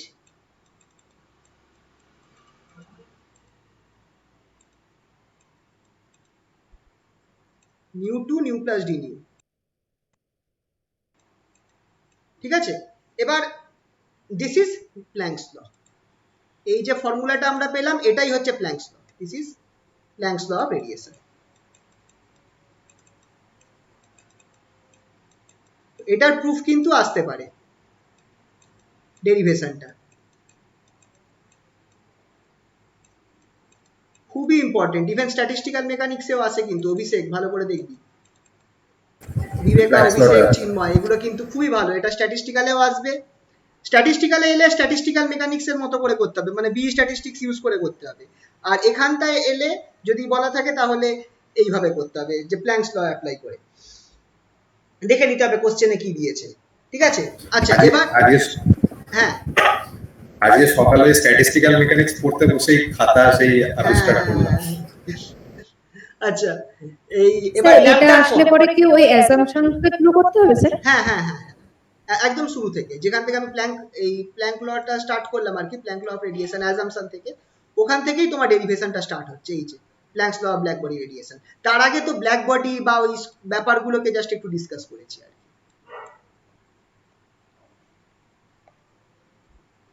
ঠিক আছে, এবার এটাকে আমি ল্যামডার ফর্মে নিয়ে আসছি। আমরা কি জানি, we know c equals to new lambda, c equals to ওয়েভের সাথে ফ্রিকোয়েন্সির আর ওয়েভলেন্থের সম্পর্ক, c equals to new lambda. তাহলে এখান থেকে ল্যামডাটা কি, তাহলে নিউটা কি হচ্ছে, নিউ যেটা বেরোবে সেটা হচ্ছে ল্যামডা বাই নিউটা হচ্ছে c বাই ল্যামডা, আর ডি নিউটা কি বেরোবে, ডি নিউটা বেরোবে minus c by lambda square d lambda.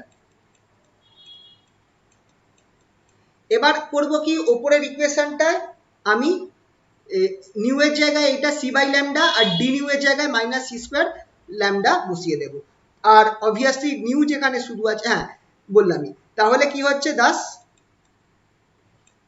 Left hand সাইডটা হয়ে যাবে u lambda d lambda, left hand সাইডটা আমার তখন নিউটা সরিয়ে ইউ ল্যামডা ডি ল্যামডা হয়ে যাবে, equals to 8 pi by c cube, যেমন আছে রাখবো 8 পাই বাই সি কিউব। এবার আমার এখানটায় কি থাকছে, এইচ নিউ কিউব আছে, এইচ নিউ কিউব আছে, এইচ নিউ কিউবের জায়গায় আমি কি করব, h c by lambda whole cube, আর ডি নিউ ছিল, ডি নিউ জায়গায় আমি কি বসাবো, minus c by lambda square d lambda by নিচের টার্মটা কি আছে, ই টু দি পাওয়ার, এখানটা আমার মাইনাস, না মাইনাস থাকবে না, প্লাস থাকে, সরি, এখানে থাকবে h c by lambda kT, h c by lambda kT minus 1। ঠিক আছে, যদি আমি সবকিছু কেটে কুটে নিই, অভিষেক দেখ এই ফর্মটা আসছে কিনা, এই বইটাই কিউলাতে এটা দেওয়া আছে কি, হ্যাঁ কুইলাতে এটাই আছে, 8 pi by c cube sorry c cube থাকবে না, সবকিছু কেটে কুটে যাবে, 8 পাই এইচ সি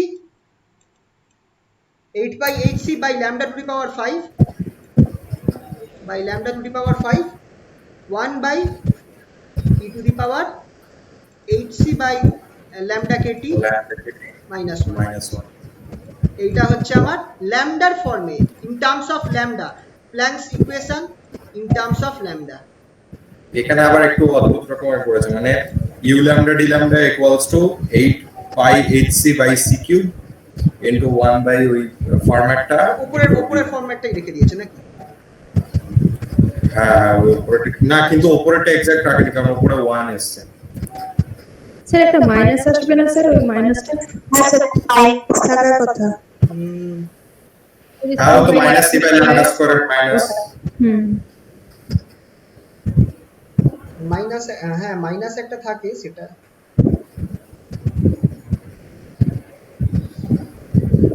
মাইনাস তো একবার, হ্যাঁ কোথাও একটা কাটবে না, দেখো তো একবার। কাটছে তো না।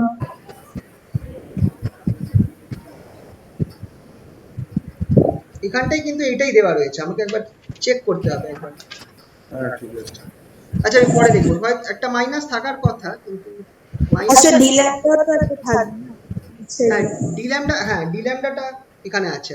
ডি ল্যামডাটা এমিট করে দিয়েছো, ডি ল্যামডাটা এখানে থাকবে, আর হচ্ছে কি এখানটা ল্যামডার উপর থাকবে যে সি কিউবটা। ও আচ্ছা বুঝতে পেরেছি, তুমি ল্যামডা কিউবটা ল্যামডা স্কয়ারটাকে গুণ করে লিখে দিয়েছো। আচ্ছা আচ্ছা মাইনাসটা সামনে নিয়ে আসলাম। হ্যাঁ এইটা হচ্ছে Planck's law in terms of wavelength wavelength।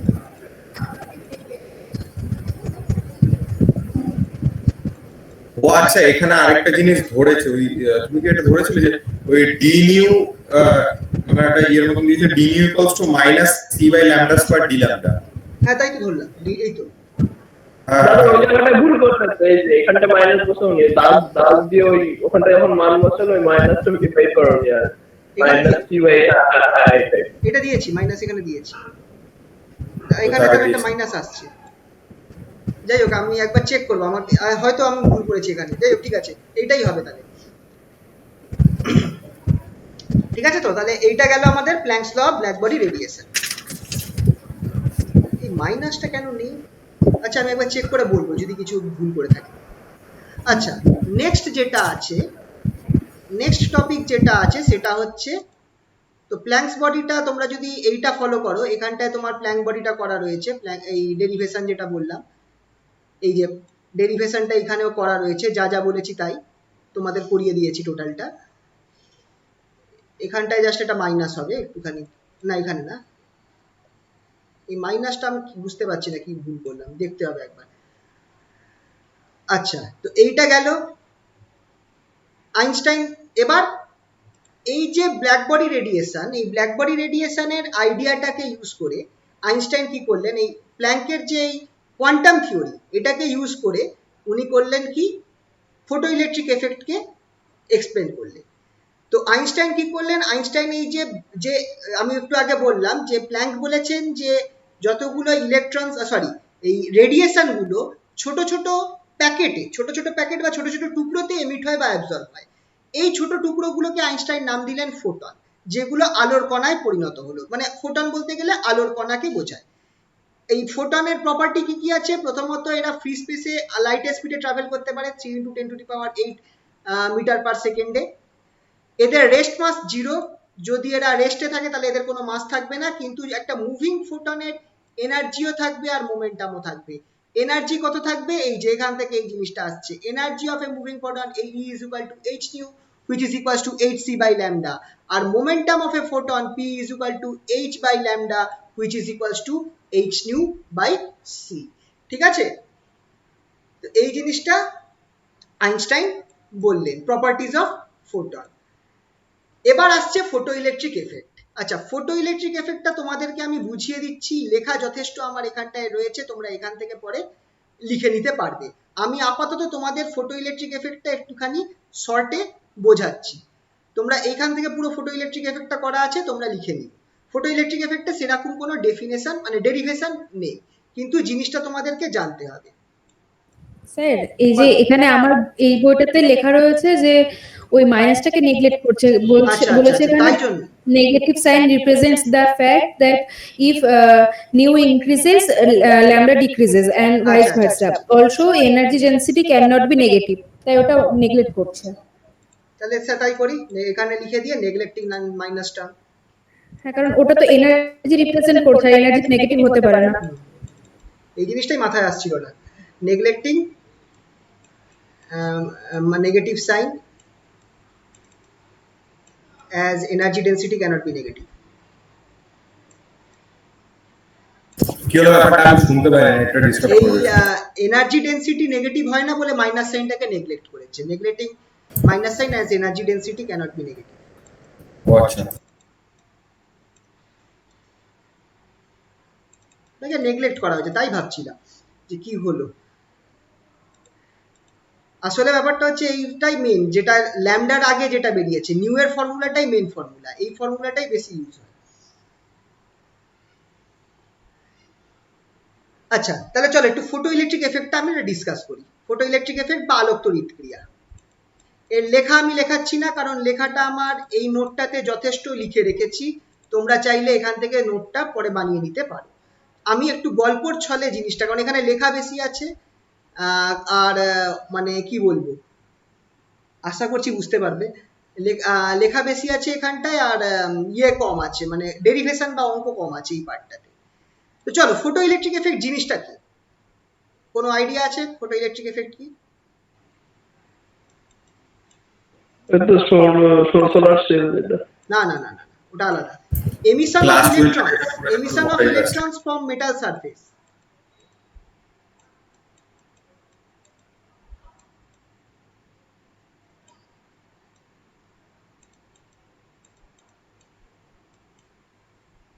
due to absorption of light. দাদা সোলার প্যানেল তো আমি ঠিকই তো বললাম। সোলার প্যানেলের কেসটা একটু অন্যরকম, হ্যাঁ অবশ্য সেটাও ধরা যায়। ওটা আসলে সোলার সেল, ওটা অ্যাকচুয়ালি সেমিকন্ডাক্টর, ওটা ফটো লাইট এফেক্ট, এটা কিন্তু ওটা ফটো লাইটিং এফেক্ট, এটা ইলেকট্রিক, মানে এখানে হচ্ছে ইলেকট্রন ভোল্ট দিলে তবে ওটাতেও সেই ইলেকট্রনই হয়, মানে ওটাতে নাম হচ্ছে কিছু দাও না ভাই, ওখানে ফোটন, ডিফারেন্সটা বলছি। সোলার ওখানে সেল যেটা ফোটন আছে, অ্যাবজর্ব করে। সোলার সেলের কেসটা সেমিকন্ডাক্টর, সোলার সেল একরকম সেমিকন্ডাক্টর, আর এইটা মেটালস এর মধ্যে দেখা যায়, ঠিক আছে? ফটো ইলেকট্রিক এফেক্টটা মেটালস এর মধ্যে দেখা যায়। মেটালস এর মধ্যে যখন লাইট পড়বে তখন কি হবে, তার মধ্যে থেকে ইলেকট্রনস বেরিয়ে আসবে, এই ইলেকট্রনস গুলোকে বলা হয় ফটো ইলেকট্রনস, ইলেকট্রনস গুলোকে বলা হয় ফটো ইলেকট্রনস, আর যে কারেন্টটাই ফটো ইলেকট্রনস তৈরি করে সেটাকে বলা হয় ফটো কারেন্ট। এটার একটা সিম্পল ছবি আমি আঁকছি, হয় কি একটা এরকম ভ্যাকুয়াম চেম্বার আছে, ভ্যাকুয়াম চেম্বার আছে একটা এরকম,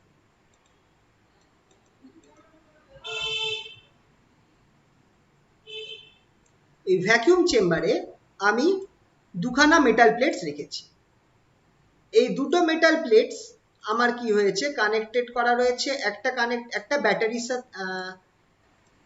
ব্যাটারির সাথে কানেক্ট করা রয়েছে, ব্যাটারিটা হচ্ছে খুবই হাই ভোল্টেজ ব্যাটারি। আচ্ছা এইখানটায় আমি ব্যাটারিটা নেগেটিভ দিয়েছি আর এখানটায় আমি পজিটিভ দিয়েছি। আর কি আছে, একটা গ্যালভানোমিটার, আমি সিম্পলি সার্কিটটা আঁকছি, একটা গ্যালভানোমিটার রয়েছে। গ্যালভানোমিটার কিসের জন্য লাগানো থাকে, কারেন্ট যাচ্ছে কি যাচ্ছে না সেটা বোঝার জন্য লাগানো থাকে। এবার তাহলে দেখো এই সাইডের প্লেটটা যেহেতু ব্যাটারির নেগেটিভ লাগানো, তাহলে এই সাইড প্লেটটা হবে আমার নেগেটিভলি চার্জ আর এই সাইডের প্লেটটা হয়ে যাবে আমার পজিটিভলি চার্জ। মাঝখানে একটা গ্যালভানোমিটার লাগানো রয়েছে, দুটো প্লেটের মধ্যে কোনো তার নেই আর ভেতরের পুরোটা ভ্যাকুয়াম রয়েছে। এবার তোমরা বলো আমি কি দেখবো, নর্মাল অবস্থায় আমি কি কোনো কারেন্ট পাস হতে দেখবো, গ্যালভানোমিটারে কি কোনো রিডিং আমি দেখতে পাবো, কি মনে হয় বলো? না, দেখতে পাবো না।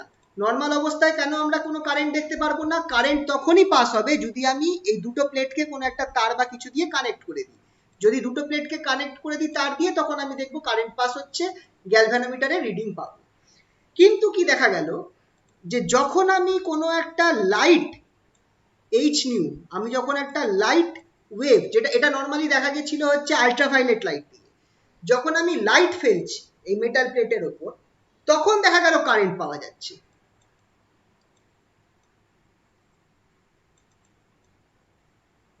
যখন আমার মেটাল প্লেটে লাইট পড়ছে তখন আমার দেখা গেল কারেন্ট পাওয়া যাচ্ছে। তো তার মানে কি হচ্ছে, কিছু তো ভাবে সার্কিটটা কমপ্লিট হয়ে যাচ্ছে, যেটা নর্মাল অবস্থায় হচ্ছে না। তো কিভাবে সেই জিনিসটা হতে পারে আর কি দেখা গেল, আগে অবজারভেশন গুলো আমি একটুখানি ডিসকাস করি যে কি কি দেখা গেছিল। অবজারভেশন দেখা গেছিল, একটা হচ্ছে লাইটের ইন্টেন্সিটির সাথে এই কারেন্টের সম্পর্ক। এই কারেন্টটাকে বলা হতো ফোটো কারেন্ট। এই কারেন্টটাকে বলা হতো ফোটো কারেন্ট, যেহেতু এটা এই ফোটো ইলেকট্রনসের জন্য জেনারেট হচ্ছে।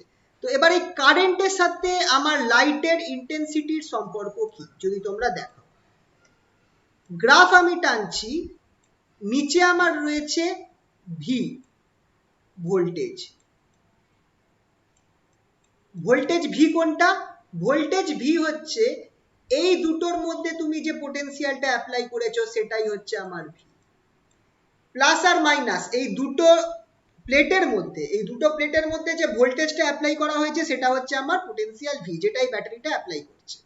ঠিক আছে, তো তুমি যখন ভোল্টেজ ভিটাকে আমি এক্স অ্যাক্সিসে রেখেছি, আর করেছি কি আমি ইন্টেন্সিটি অফ বা কারেন্টটাকে আমি ওয়াই অ্যাক্সিসে রেখেছি। কত ভোল্টেজ বাড়ালে কত কারেন্ট পাবো সেটাকে আমি এখান থেকে আমি দেখবো বলে রেখেছি। এবার কি দেখা গেল, প্রথমত দেখা গেল যে যখন আমি একটা পার্টিকুলার ইন্টেন্সিটির লাইট ফেলছি, আমার কিন্তু ভোল্টেজের সাথে কারেন্টের কোনো পরিবর্তন হচ্ছে না। ইন্টেন্সিটি আই, একটা পার্টিকুলার ইন্টেন্সিটি লাইট যখন আমি ফেলছি, লাইট ইন্টেন্সিটি বলতে গেলে এই যে কত, এই লাইটের ইন্টেন্সিটি, যে লাইটটা আমার এই নেগেটিভ প্লেটে এসে পড়ছে, আমি এই পার্টিকুলার ইন্টেন্সিটি লাইট ফেললে আমি এই ভোল্টেজটা যতই চেঞ্জ করি না কেন আমার কিন্তু কারেন্টের কোনো চেঞ্জ হবে না। খেয়াল রাখবে এটা কিন্তু তারের ক্ষেত্রে হয় না, কোনো মেটালের ক্ষেত্রে কি হয়, যত আমি ভোল্টেজ বাড়াবো আমার কারেন্ট কি হবে, কারেন্ট কি হবে, ভোল্টেজ বাড়ালে কারেন্ট কি হবে, একটা তারের ক্ষেত্রে বাড়বে বাড়বে বাড়বে, স্ট্রেট লাইন ভাবে বাড়বে, এইভাবে বাড়ে। তো কিন্তু এক্ষেত্রে আমি দেখছি যে কারেন্ট বাড়ালেও, সরি ভোল্টেজ বাড়ালেও কারেন্ট ফিক্স থাকছে ফর এ পার্টিকুলার ইন্টেন্সিটি। তারপর যদি আমি ইন্টেন্সিটিটাকে ডবল করে দিই তখন আমি দেখছি কারেন্ট, হ্যাঁ কি হয়েছে, ওয়েভলেন্থ ডিপেন্ড করছে না, ওটা পরে বলছি। আপাতত আমি কারেন্টের সাথে ভোল্টেজের আমি এটা দেখছি, কারেন্টের সাথে ভোল্টেজের রিলেশনটা দেখছি। যেমনি আমি ইন্টেন্সিটি ডবল করে দিলাম কারেন্টও ডবল হয়ে গেল, যেমনি আমি ইন্টেন্সিটি ডবল করে দিলাম কারেন্টও তেমনি দেখলাম ডবল হয়ে গেল। ঠিক আছে, তো এই জিনিসটা আমরা ফার্স্ট অফ অল দেখতে পেলাম। এবার আমরা করলাম কি, নেক্সট কাজ করলাম কি, এই যে ভোল্টেজটা আছে ভোল্টেজটাকে আমি উল্টে দিলাম, ভোল্টেজ যেটা আছে সেটাকে আমি মাইনাস করে দিলাম, মানে কি ব্যাটারিটাকে উল্টে দিলাম, এই সাইডে আমি প্লাস করে দিলাম আর এই সাইডে মাইনাস করে দিলাম। এবার তাহলে একটু ভেবে বলো আমার কি হওয়া উচিত, কারেন্ট আমি কি কারেন্ট পাবো, বা উল্টো কি হওয়া উচিত, তোমার কি মনে হয়? আর লাইটটা কিন্তু সবসময় এইটার ওপরই পড়ছে, লাইট কিন্তু এই প্লেটের ওপরই পড়ছে, কিন্তু আমি ব্যাটারিটাকে উল্টে দিয়েছি, এই সাইডটা প্লাস করে দিয়েছি, এই সাইডটা মাইনাস। দুটো সেম প্লেট থাকলে কারেন্ট যাবে, কারেন্ট মানে যাবে কিন্তু কিরম যাবে, মানে সেমই যাবে, একই পরিমাণে যাবে না, আগে যে মাইনাস দিকে যাবে, মানে না না লেফট সাইড কারেন্ট সেম থাকবে কিন্তু তার অ্যামাউন্ট কমে যাবে, কারেন্ট সেম থাকবে বাট তার অ্যামাউন্ট কমে যাবে। ভোল্টেজ তুমি যত নেগেটিভ দিকে বাড়াবে, ভোল্টেজ যত নেগেটিভ দিকে আমি বাড়াবো তত আমি দেখবো কি কারেন্টটা আমার কমছে, আস্তে আস্তে কমছে, আর একটা পার্টিকুলার ভোল্টেজে, নেগেটিভ ভোল্টেজে গিয়ে কারেন্ট আমার অফ হবে। কিন্তু কারেন্ট কিন্তু নেগেটিভ দিকে যায়নি, মানে গ্যালভানোমিটার একই ডাইরেকশনে কারেন্ট দেখাচ্ছে, মানে ইলেকট্রনগুলো আমার, বা এখনো তো আইডিয়া আসেনি ইলেকট্রনের, ইলেকট্রনগুলো আমার এইদিকেই, বা কারেন্টটা আমার একই ডাইরেকশনে ফ্লো করছে দেখতে গেলে। এইখানে আমি ভোল্টেজটা উল্টে দিয়েছি কিন্তু কারেন্ট আমার ওই একই ডাইরেকশনে ফ্লো করছে। যদি আমার প্রিভিয়াসলি কারেন্টের ডাইরেকশন এইটা হয়, কারণ খেয়াল করো তাহলে এখনো কারেন্ট কিন্তু এই ডাইরেকশনেই ফ্লো করছে ব্যাটারিটা উল্টে দেওয়ার পর। যতক্ষণ না আমি একটা পার্টিকুলার ভোল্টেজ V0 অ্যাপ্লাই করছি ততক্ষণ কারেন্ট আমার থাকছে, কিন্তু কারেন্টের অ্যামাউন্টটা কমতে থাকছে আর V0 তে গিয়ে কারেন্টটা স্টপ হয়ে যাচ্ছে।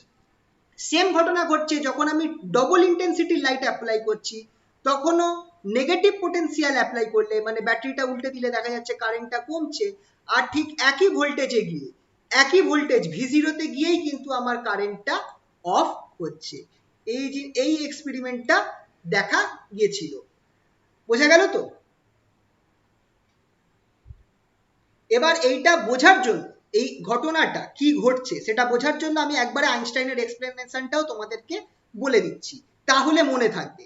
আইনস্টাইনের এক্সপ্লেনেশনটা তোমরা যদি মনে রাখো তাহলে তোমার জিনিসটা মাথায় থাকবে, আইনস্টাইন যে কি ঘটনাটা ঘটছে, উল্টো করে আমরা ব্যাক করে মনে রাখি আর কি।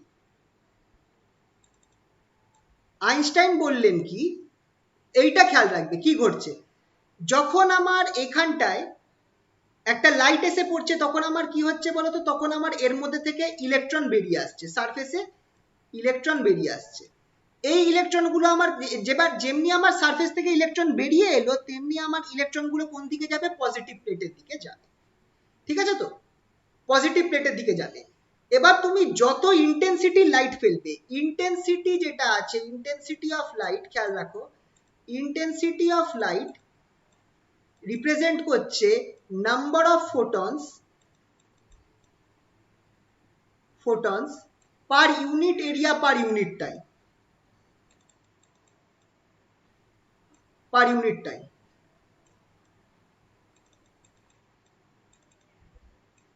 Falling per unit area per unit time, এটা হচ্ছে ইন্টেন্সিটি অফ লাইট।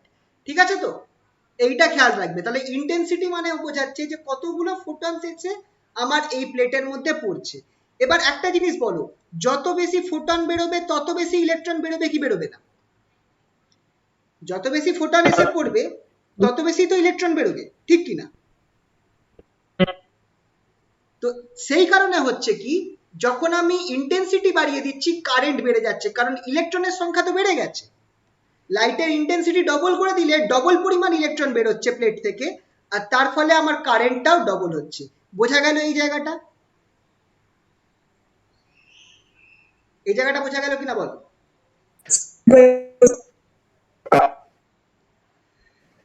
এরপর যদি আমি এবার এই নেগেটিভ সাইডটা কেন পাচ্ছি, আর কেন এই ক্ষেত্রে কারেন্ট কমছে? আইনস্টাইন বলছেন যে যদি আমার ইলেকট্রনের উপর আমার ফোটন এসে পড়ে, ফোটনের তো একটা এনার্জি রয়েছে, that is equals to H new. তাহলে ইলেকট্রনটা কি করছে, কিছু পরিমাণ এনার্জি ব্যবহার করে সে কি করছে, মেটালটা থেকে বাইরে বেরিয়ে আসছে। যে এনার্জিটা তার মধ্যে এসে পড়ছে, সেই এনার্জির কিছু পরিমাণটা ইলেকট্রন ব্যবহার করে মেটাল সারফেস থেকে বাইরে বেরিয়ে আসছে, বাকি এনার্জিটা ইলেকট্রনের কাইনেটিক এনার্জি হয়ে থেকে যাচ্ছে। খেয়াল রাখবে, বাকি এনার্জিটা ইলেকট্রনটার কাইনেটিক এনার্জি হিসাবে থেকে যাচ্ছে, আর এই কাইনেটিক এনার্জিটা আছে বলেই ইলেকট্রনটা আমার এই পজিটিভ প্লেটের দিকে এগোচ্ছে। এবার যদি তুমি এই পজিটিভ প্লেটটাকে নেগেটিভ করে দাও, মানে এই যেটা আমি এক্ষেত্রে করলাম, এই গ্রাফটা উল্টো দিকে যাওয়া মানে কি, আমি ভোল্টেজটাকে নেগেটিভ ভোল্টেজ অ্যাপ্লাই করেছি, তার মানে ব্যাটারিটাকে উল্টে দিয়েছি। ব্যাটারিটাকে উল্টে দেওয়া মানে কি, ইলেকট্রনটা তো যেখান থেকে বেরোচ্ছিল আর যে প্লেটে গিয়ে ধাক্কা খাচ্ছিল ইলেকট্রনগুলো, সেটা তো পজিটিভ প্লেট ছিল, সেই পজিটিভ প্লেটটাকে আমি এখন নেগেটিভ করে দিয়েছি।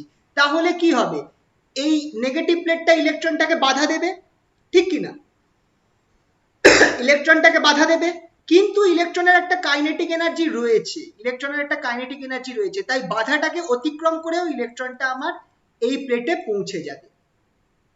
এই জায়গাটা বোঝা গেল?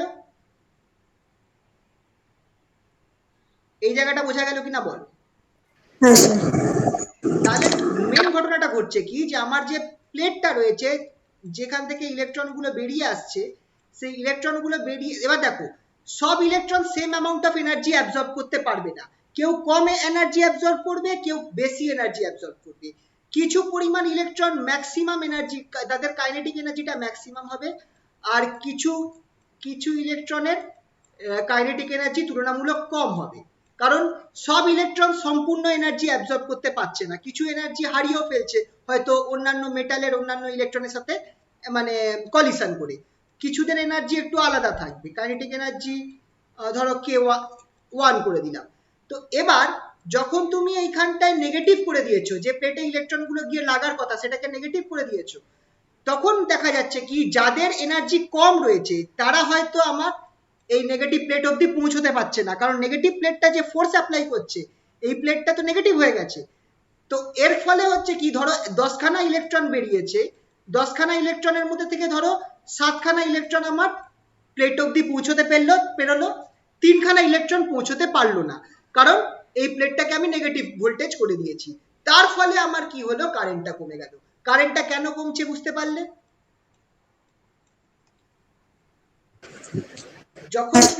যখন রাইট হ্যান্ড সাইডের প্লেটটা পজিটিভ ছিল তখন কোনো ইলেকট্রন যেগুলো আমার বেরিয়ে আসছে তাকে কেউ বাধা দিচ্ছে না। যখন রাইট সাইডের প্লেটটা আমার পজিটিভ ছিল তখন ইলেকট্রনগুলো কোনো বাধা পাচ্ছে না, ইলেকট্রনগুলো এখান থেকে বেরিয়েই ডাইরেক্ট এই প্লেটে চলে যাচ্ছে, তাই কারেন্টটা সর্বোচ্চ আর কারেন্টটা আমার চেঞ্জ হচ্ছে না। কিন্তু যেমনি তুমি করলে কি এই প্লেটটাকে নেগেটিভ করে দিলে আর এই সাইডের প্লেটটাকে পজিটিভ করে দিলে, তো ইলেকট্রন তো বেরোচ্ছে, কারণ ইলেকট্রনের উপর লাইট পড়ছে তাই জন্য ইলেকট্রন বেরিয়ে আসছে, কিন্তু এই নেগেটিভ থাকার জন্য ইলেকট্রনগুলোকে এই ইলেকট্রিক ফিল্ডটা বাধা দিচ্ছে। তার ফলে হচ্ছে কি সব ইলেকট্রন কিন্তু আমার এই অবধি পৌঁছতে পারছে না, তার ফলে কারেন্টটা কমে যাচ্ছে। বোঝা গেল? হ্যাঁ স্যার। আর এরকম করে ইলেকট্রনটা কমতে, এরকম করে আমার কি হবে, যত তুমি ভোল্টেজটা নেগেটিভ দিকে বাড়াচ্ছ, মানে এই সাইডের এটা বেশি নেগেটিভ হচ্ছে, এই প্লেটটাকে তুমি বেশি নেগেটিভ করছো, তত তোমার কারেন্ট কমতে থাকবে, কারণ বেশিরভাগ ইলেকট্রনকে সে বাধা দিতে থাকবে। যত তোমার নেগেটিভ ভোল্টেজটা ইনক্রিজ করবে তত তোমার কি হবে, বেশিরভাগ ইলেকট্রন বাধা পেতে থাকবে, আর এর ফলে বেশিরভাগ ইলেকট্রন প্লেট অবধি পৌঁছতে পারবে না, আর কারেন্ট আমার কম হতে থাকবে। একটা পার্টিকুলার ভোল্টেজ এমন থাকবে যেই পার্টিকুলার ভোল্টেজে গিয়ে তোমার কোনো ইলেকট্রনই আর প্লেটে পৌঁছতে পারবে না, এই ভোল্টেজকে বলা হয় threshold voltage, THRESHOLD voltage. Threshold ভোল্টেজই তো বলে নাকি?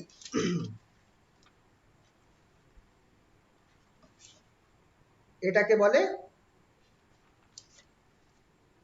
না থ্রেশহোল্ড ভোল্টেজ না, স্টপিং, ভুল বললাম, সরি, এই ভোল্টেজটাকে বলে stopping potential, I am very sorry, threshold frequency হয়, স্টপিং পোটেনশিয়াল।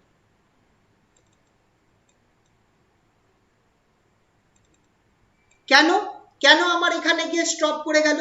খেয়াল করো, আমি একটা জিনিস এখানে বললাম যে কিছু কিছু ইলেকট্রনই থাকবে যারা বেশি অ্যামাউন্ট অফ এনার্জি অ্যাবজর্ব করেছে আর তাদের এনার্জি ম্যাক্সিমাম।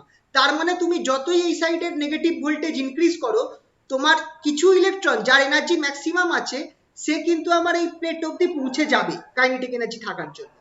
তো তুমি একটা এমন ভ্যালু, মানে যত তুমি এই পোটেনশিয়ালটা বাড়াবে তত বেশি আমার এই ইলেকট্রনটা বাধা পাবে, আর একটা পার্টিকুলার ভোল্টেজ যখন তোমার এই ইলেকট্রনটাও আটকে যাবে, এই ইলেকট্রনটাও আর এই প্লেট অবধি পৌঁছতে পারবে না, সেই ভোল্টেজটাকেই বলা হচ্ছে স্টপিং পোটেনশিয়াল। স্টপিং পোটেনশিয়াল হচ্ছে ওই ভোল্টেজটা যেটা ম্যাক্সিমাম কাইনেটিক এনার্জিওয়ালা ইলেকট্রনকেও আটকে দিচ্ছে। বুঝতে পারলে কি পারলে না? Negative voltage that can stop sir intensity বাড়ালে তো ইলেকট্রনের কাইনেটিক এনার্জি, বলো কি বলছো? ইনটেন্সিটি বাড়ালে হ্যাঁ, ইলেকট্রনের কাইনেটিক এনার্জি তো এখানেই তো এটাই তো ব্যাপার। ইন্টেন্সিটিটা কি বললাম? ইন্টেন্সিটি হচ্ছে নাম্বার অফ ফোটনস, খুব ইম্পর্টেন্ট, নাম্বার অফ ফোটনস হচ্ছে ইন্টেন্সিটি, ফোটন সংখ্যা। আর এনার্জিটা কি? H new. এবার ইন্টেন্সিটি বাড়ালে নাম্বার অফ ফোটনস বাড়ছে, কিন্তু তুমি যদি ফ্রিকোয়েন্সি ফিক্স রাখো তোমার এনার্জি কি বাড়বে? ভেবে বলো। না, এনার্জি তো একই থাকে। এবার বোঝা গেল তো কেসটা? হ্যাঁ। তাহলে স্টপিং পোটেনশিয়াল আমি কাকে বলবো? যেই পোটেনশিয়ালটা তোমার ম্যাক্সিমাম এনার্জির ইলেকট্রনটাকে আটকে দিচ্ছে। তো এখান থেকে খুব একটা ইম্পর্টেন্ট জিনিস আমি পাচ্ছি, স্টপিং পোটেনশিয়াল যদি V0 হয়, যদি V0টাকে আমি স্টপিং পোটেনশিয়াল ধরি, সেক্ষেত্রে আমার এনার্জি কত হবে? Maximum kinetic energy of electron.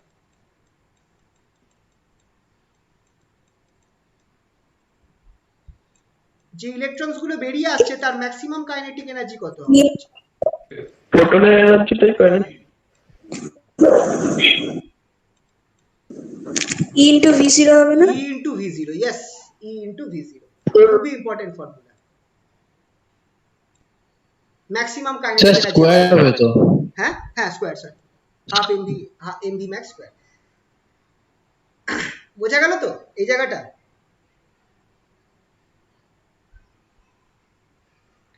তাহলে এবার এখানটায় খেয়াল করো, আইনস্টাইন বলছেন যে তুমি যে এইচ নিউ পরিমাণ এনার্জি যেটা আমার ফোটনের মধ্যে রয়েছে, সেই ফোটনের মধ্যে যে এনার্জিটা আছে সেটার কিছুটা অংশ ইলেকট্রনটা ব্যবহার করছে কাইনেটিক এনার্জি ইনক্রিজ করতে, আর কিছুটা এনার্জি ইউজ করে সে বাইরে বেরিয়ে আসছে, আর বাকি এনার্জিটা তার কাইনেটিক এনার্জি হয়ে যাচ্ছে। তো যে এনার্জিটা ইউজ করে সে বাইরে বেরিয়ে আসছে সেটাকে বলছে ওয়ার্ক ফাংশন। ওয়ার্ক ফাংশনটা কি? ওয়ার্ক ফাংশনটা হচ্ছে energy required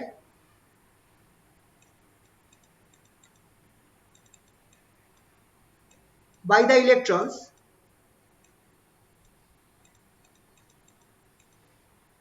to come out of the metal surface.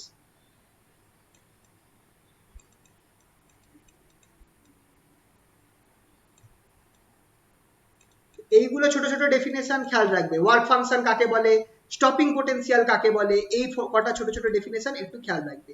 Work ফাংশনটা কি? ওয়ার্ক ফাংশনটা হচ্ছে ইলেকট্রন গুলোকে মেটাল সারফেসের থেকে বাইরে বেরিয়ে আসতে কত পরিমাণ এনার্জি লাগছে সেটা হচ্ছে ওয়ার্ক ফাংশন, আর বাকি এনার্জিটা কি হয়ে যাচ্ছে সেটা হয়ে যাচ্ছে কাইনেটিক এনার্জিটা।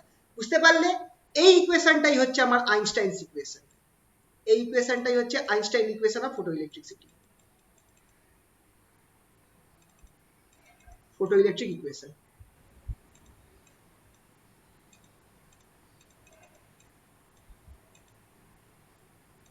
তুমি এখানে আরেকটা কাজ করতে পারো, হাফ mv ম্যাক্স স্কয়ারের জায়গায় তুমি ev0 বসিয়ে দিতে পারো, ঠিক আছে? বলো এই অবধি কারোর কোনো অসুবিধা?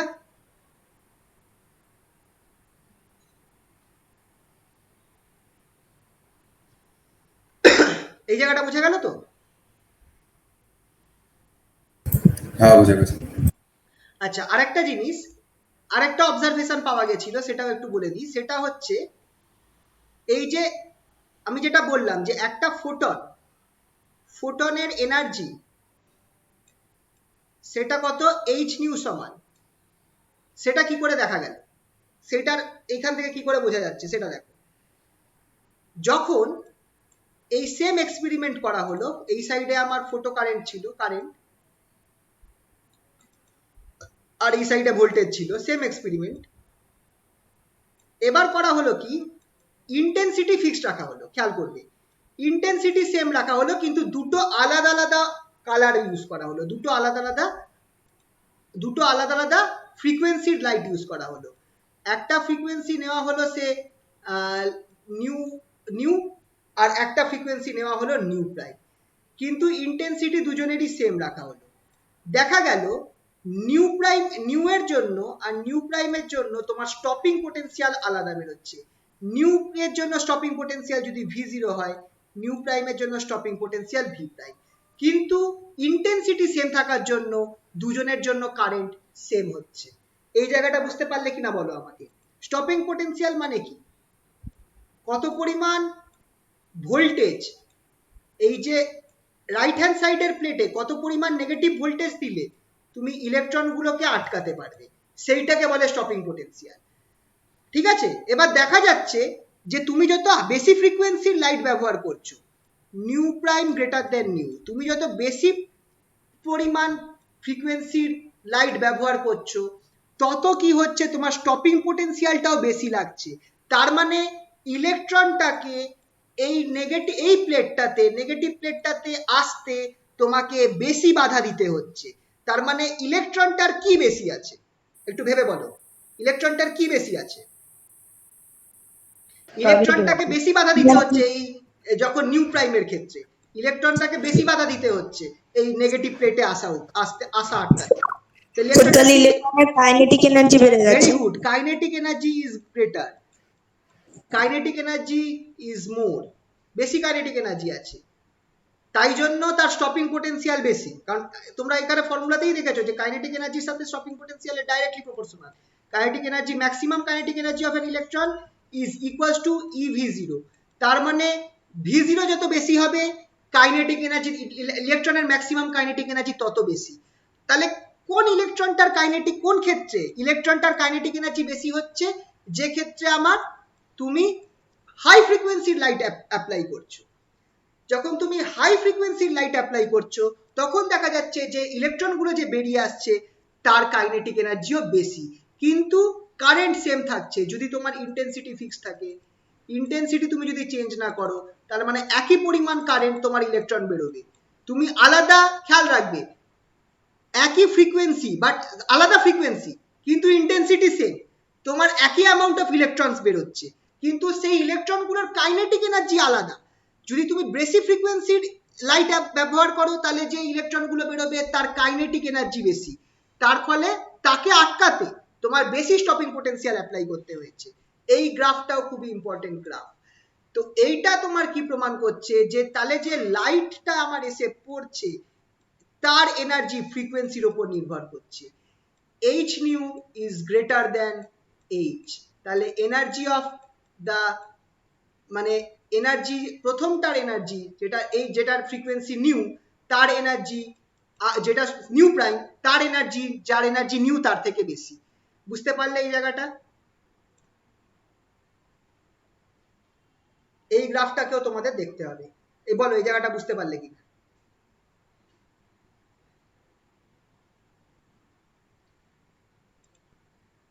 হ্যালো, কানেকশন হ্যাঁ আছে? বুঝেছি স্যার। আচ্ছা, তো এই যে যেটা আমি বললাম, তোমরা এক্সপ্লেনেশনটা যদি তোমরা মনে রাখো তাহলে তোমরা এই দুটো গ্রাফকে আরামসে করতে পারবে।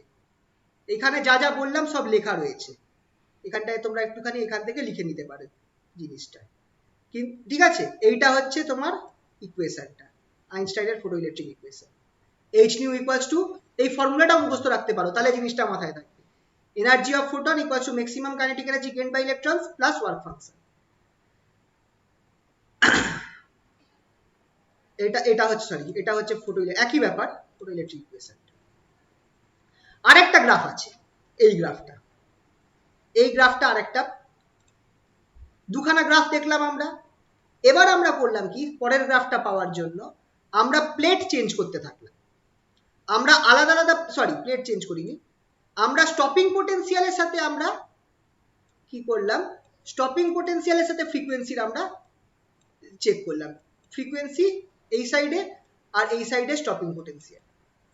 যখন এইটা আমরা অ্যাপ্লাই করলাম, stopping potential versus frequency graph করলাম, তখন দেখা গেল গ্রাফটা এরকম একটা কিছু আসছে, স্ট্রেট লাইন পাওয়া যাচ্ছে, একটা স্ট্রেট লাইন গ্রাফ পাওয়া যাচ্ছে। যে পয়েন্টটাতে ফ্রিকোয়েন্সি অ্যাক্সিসে কাট করছে সেইটার না, এটাকে বলা হয় নিউ জিরো। নিউ জিরোকে বলা হয় থ্রেশহোল্ড ফ্রিকোয়েন্সি, নিউ জিরোটাকে বলা হয় থ্রেশহোল্ড ফ্রিকোয়েন্সি।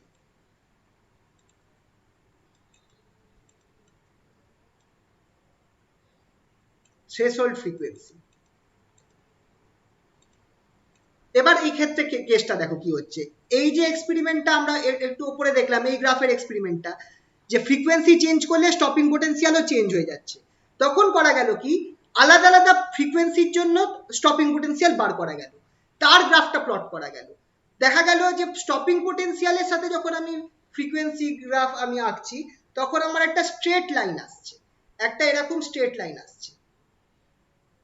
সেই স্ট্রেট লাইনটা কি, সেই স্ট্রেট লাইনটা তুমি খেয়াল করে দেখো, একটা পয়েন্টে গিয়ে, এই পয়েন্টে গিয়ে স্টপ হয়ে যাচ্ছে, এই পয়েন্টের থেকে কিন্তু নেই এই পয়েন্ট। তাহলে এই পয়েন্টটাকে কি বলছি, একটা পার্টিকুলার ফ্রিকোয়েন্সি, যেই ফ্রিকোয়েন্সির থেকে কম ফ্রিকোয়েন্সির লাইট ব্যবহার করলে এই ফ্রিকোয়েন্সিটাকে বলা হয় থ্রেশহোল্ড ফ্রিকোয়েন্সি। তাহলে এইটা হচ্ছে limiting frequency, limiting frequency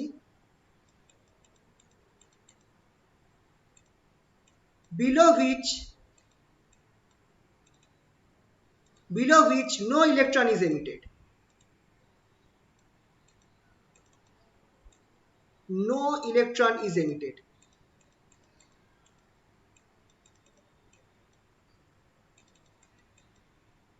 photoelectric এফেক্টের এই তিনটে কনসেপ্ট খুবই important, stopping potential, work function আর থ্রেশহোল্ড ফ্রিকোয়েন্সি। থ্রেশহোল্ড ফ্রিকোয়েন্সিটা কি রিপ্রেজেন্ট করছে? ওই ফ্রিকোয়েন্সিটা রিপ্রেজেন্ট করছে, মানে তোমাকে যদি একটা কোনো পার্টিকুলার মেটাল থেকে ইলেকট্রন বার করতে হয়, তোমাকে একটা মিনিমাম ফ্রিকোয়েন্সির লাইট ফেলতে হবে, সেই ফ্রিকোয়েন্সিটাই হচ্ছে থ্রেশহোল্ড ফ্রিকোয়েন্সি। তার থেকে কম ফ্রিকোয়েন্সি লাইট ফেললে সেই মেটাল থেকে তোমার কোনো ইলেকট্রন বেরোবে না। বোঝা গেল তো? তো এইটা হচ্ছে থ্রেশহোল্ড ফ্রিকোয়েন্সি বলে এই জিনিসটাকে। এবার একটা মজার ব্যাপার, যদি তোমরা এইটা থ্রেশহোল্ড ফ্রিকোয়েন্সি বাদ দিয়ে, খেয়াল করো, থ্রেশহোল্ড ফ্রিকোয়েন্সি বাদ দিয়ে তোমরা যদি এটাকে এনার্জি, ম্যাক্সিমাম এনার্জির সাথে তুমি যদি ই গুণ করে দাও, খেয়াল রাখবে এই জায়গাটা, তুমি যদি এখানটায় ই গুণ করে দাও, ই v0 সাথে নিউ এর গ্রাফ টানো, তাহলে এই যে গ্রাফটা তুমি পাচ্ছ, স্ট্রেট লাইন গ্রাফটা পাচ্ছ, এটা যে পয়েন্টে গিয়ে তোমার ওয়াই অ্যাক্সিসে কাট করছে সেটাই হচ্ছে তোমার ওয়ার্ক ফাংশনকে রিপ্রেজেন্ট করবে। কারণ তোমাকে এত পরিমাণ এনার্জি দিতে হবে, এত পরিমাণ এনার্জি দিতে হবে, তবেই তোমার ইলেকট্রনটা বেরোবে। Energy required to emit electrons from the surface.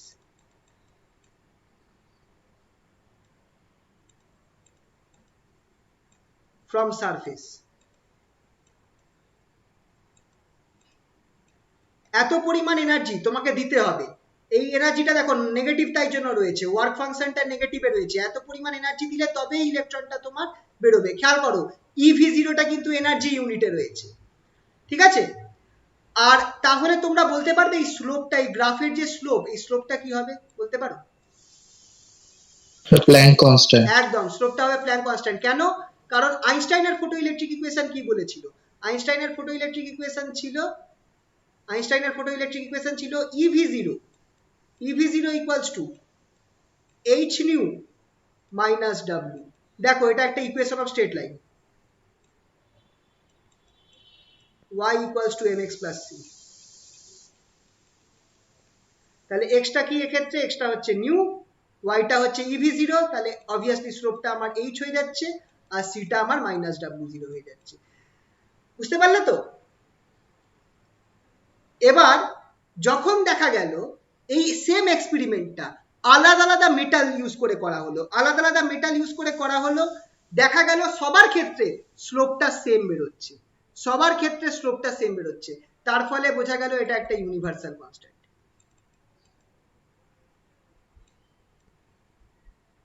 এটা আমার প্ল্যাঙ্ক কনস্ট্যান্ট যেটা আছে স্লোপটা, এটা আমার চেঞ্জ হচ্ছে না, মেটালের উপর নির্ভর করে চেঞ্জ হচ্ছে না।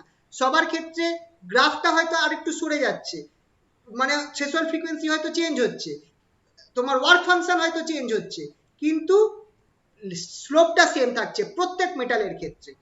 তার মানে এই স্লোপ যেটা, এটা একটা ইউনিভার্সাল কনস্ট্যান্ট। এইখান থেকেই ফর্মুলাটা আসছে, এই গ্রাফটা।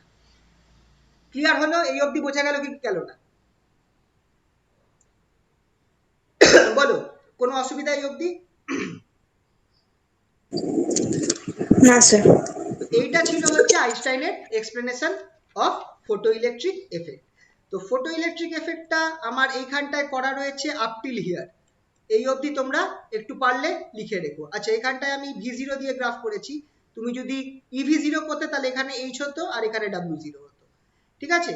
এইখানটায় কোন জিনিসটাকে কি বলে মোটামুটি লেখা রয়েছে, তো তোমরা এখান থেকে লিখে দিতে পারবে, ঠিক আছে? তাহলে আজকে এই অবধি থাকুক, বলছি শুক্রবার দিনও তাহলে এটাই কন্টিনিউ করি, কম্পটন এফেক্টটা নেক্সট দিন করাবো শুক্রবার। ওকে। আচ্ছা বলছি